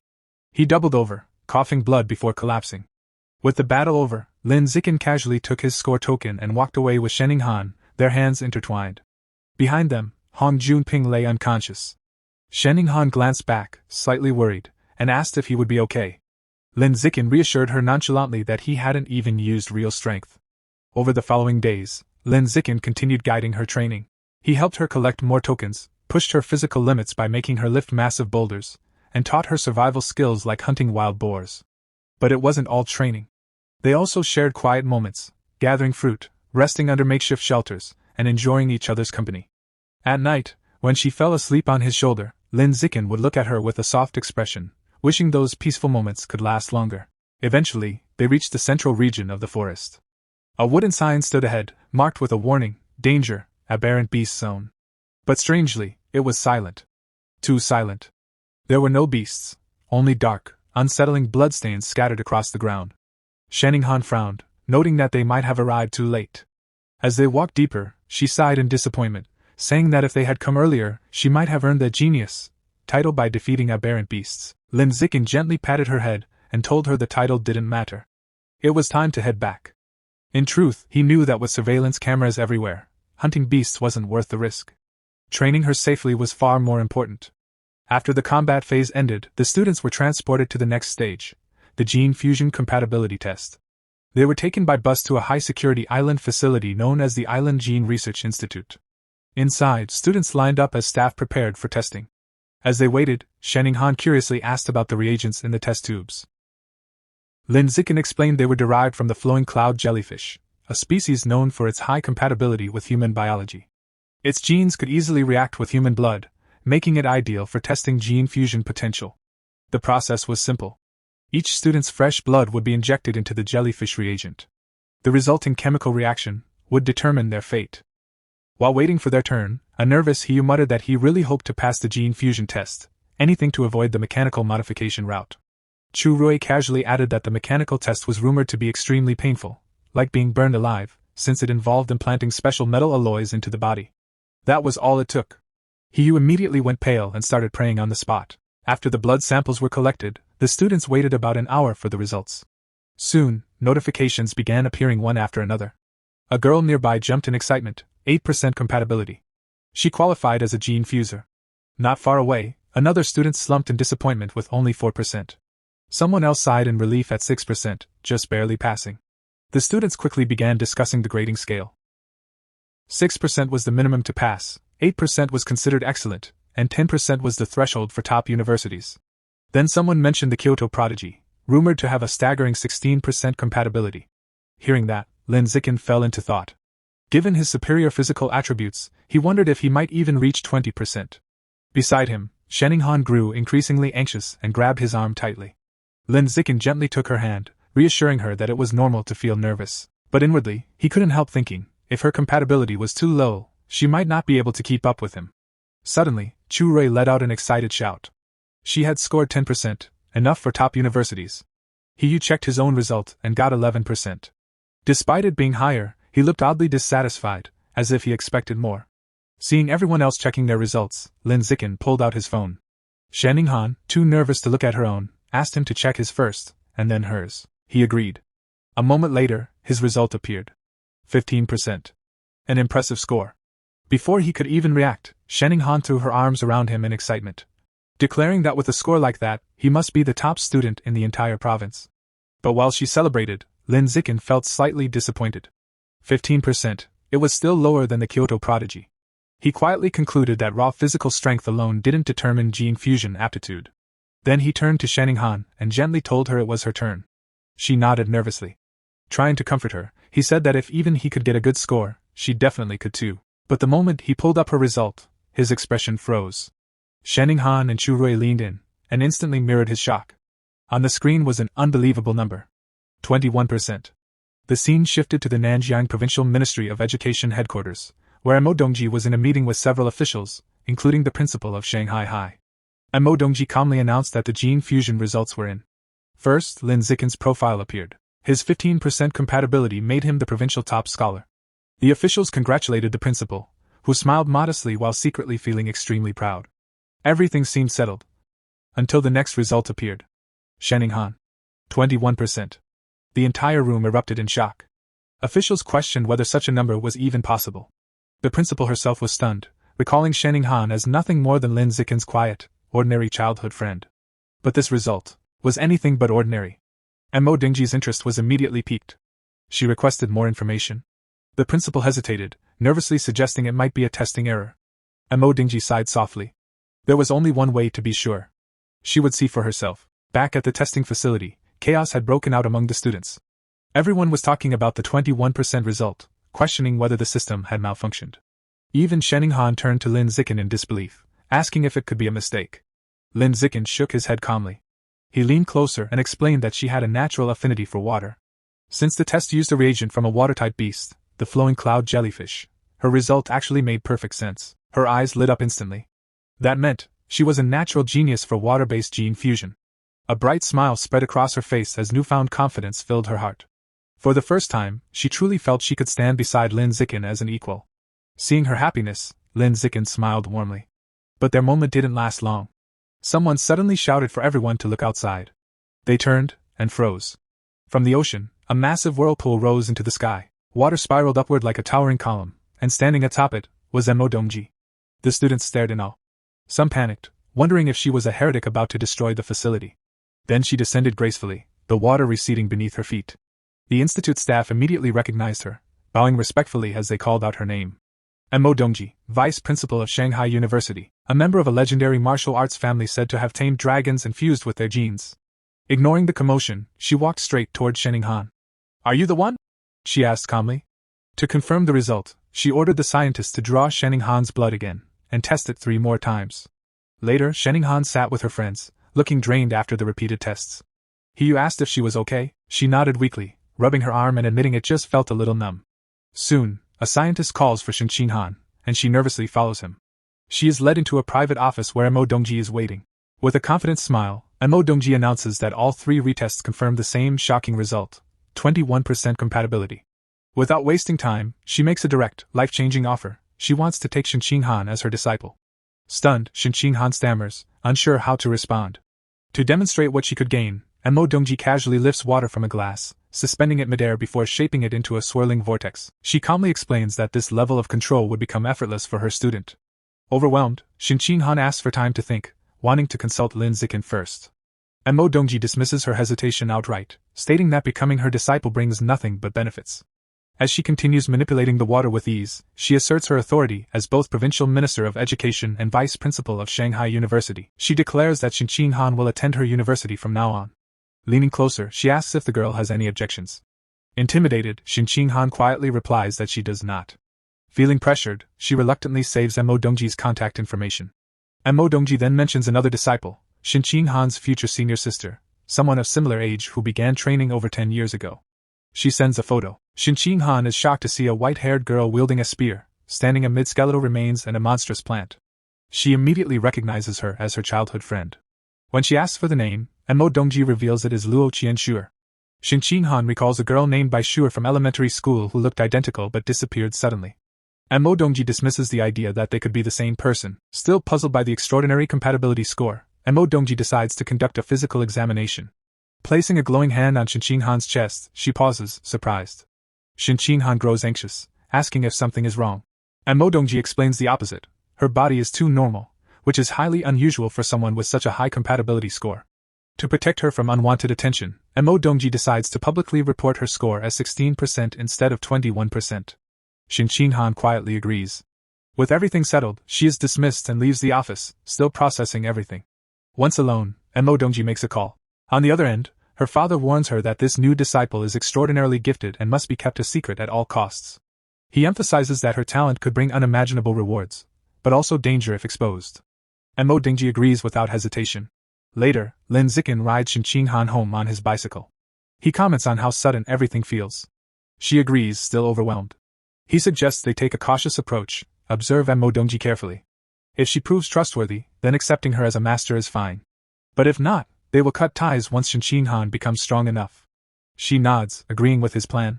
When they arrive, their mothers greet them excitedly and announce a celebration dinner. Both families are thrilled. Xin Han is the provincial top scorer, and she and Lin Zikin will attend the same university. At the restaurant, they raise their glasses, celebrating the two top students. After dinner, the families part ways. That night, under a full moon, there is a knock at Lin Zikin's door. His mother opens it to find Xin Han standing there in pink pajamas, flustered. With a teasing smile, she asks if she came to sleep with him again. Embarrassed, Xin Han quickly denies it and insists she has something important to discuss. She rushes into Lin Zikin's room and knocks. When he opens the door, she explains it's about her new master. Sitting on his bed, hugging a pillow, she tells him about the examination. Despite Mo Dongji's immense power, she found nothing unusual about her body. Then she reveals the key detail. Mo Dongji couldn't detect her ability to let water pass through her body at all. Lin Zikin is stunned. He reflects on Mo Dongji's overwhelming strength, her ability to control massive waves, yet even she couldn't uncover this secret. This means Xin Han's true nature is far more mysterious than they imagined. He places a reassuring hand on her shoulder and tells her they must keep this ability hidden for now. Until they fully understand it, revealing it could be dangerous. They can study it later, once they are stronger. Xin Han nods, trusting him completely. She then brings up another topic, recalling that her master mentioned she has a senior sister. Xin Han explains that when she saw the photo, she was shocked by how much the girl resembled her old friend. She shows the image to Lin Zikin. He takes the phone and studies the picture of Luo Qianxue carefully. While he acknowledges the resemblance, he notes that her aura feels completely different from the girl Xin Han remembers. What catches his attention instead is the strange forest in the background. He asks if she knows where the photo was taken. Xin Han shakes her head but decides to ask her master. She sends a message to Mo Dongji, who replies with a single cryptic phrase. Source site. When she asks for more details, Mo Dongji simply responds that she will understand when she becomes stronger. Xin Han relays the response, disappointed she couldn't learn more. Lin Zikin tells her to leave it for now, they can investigate it later. Later, the two lie on his bed, casually scrolling through their phones. After a quiet moment, Xin Han glances at him and suddenly asks if men like women who wear cheongsams. The unexpected question catches him off guard. He immediately thinks of Mo Dongji's elegant style, and wonders if she influenced her.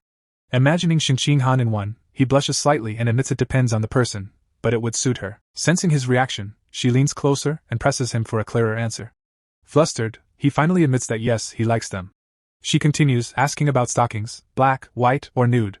Completely cornered, he awkwardly answers that he prefers black or white. Satisfied, Xin Han instantly sits up and starts ordering a cheongsam and stockings online, leaving him staring in confusion, wondering what just happened. And this is how this part of this manhwa ends. Also in the future I will be bringing more and more exciting videos. Please subscribe to the channel, ring the bell, hit the like button and stay tuned until the next video.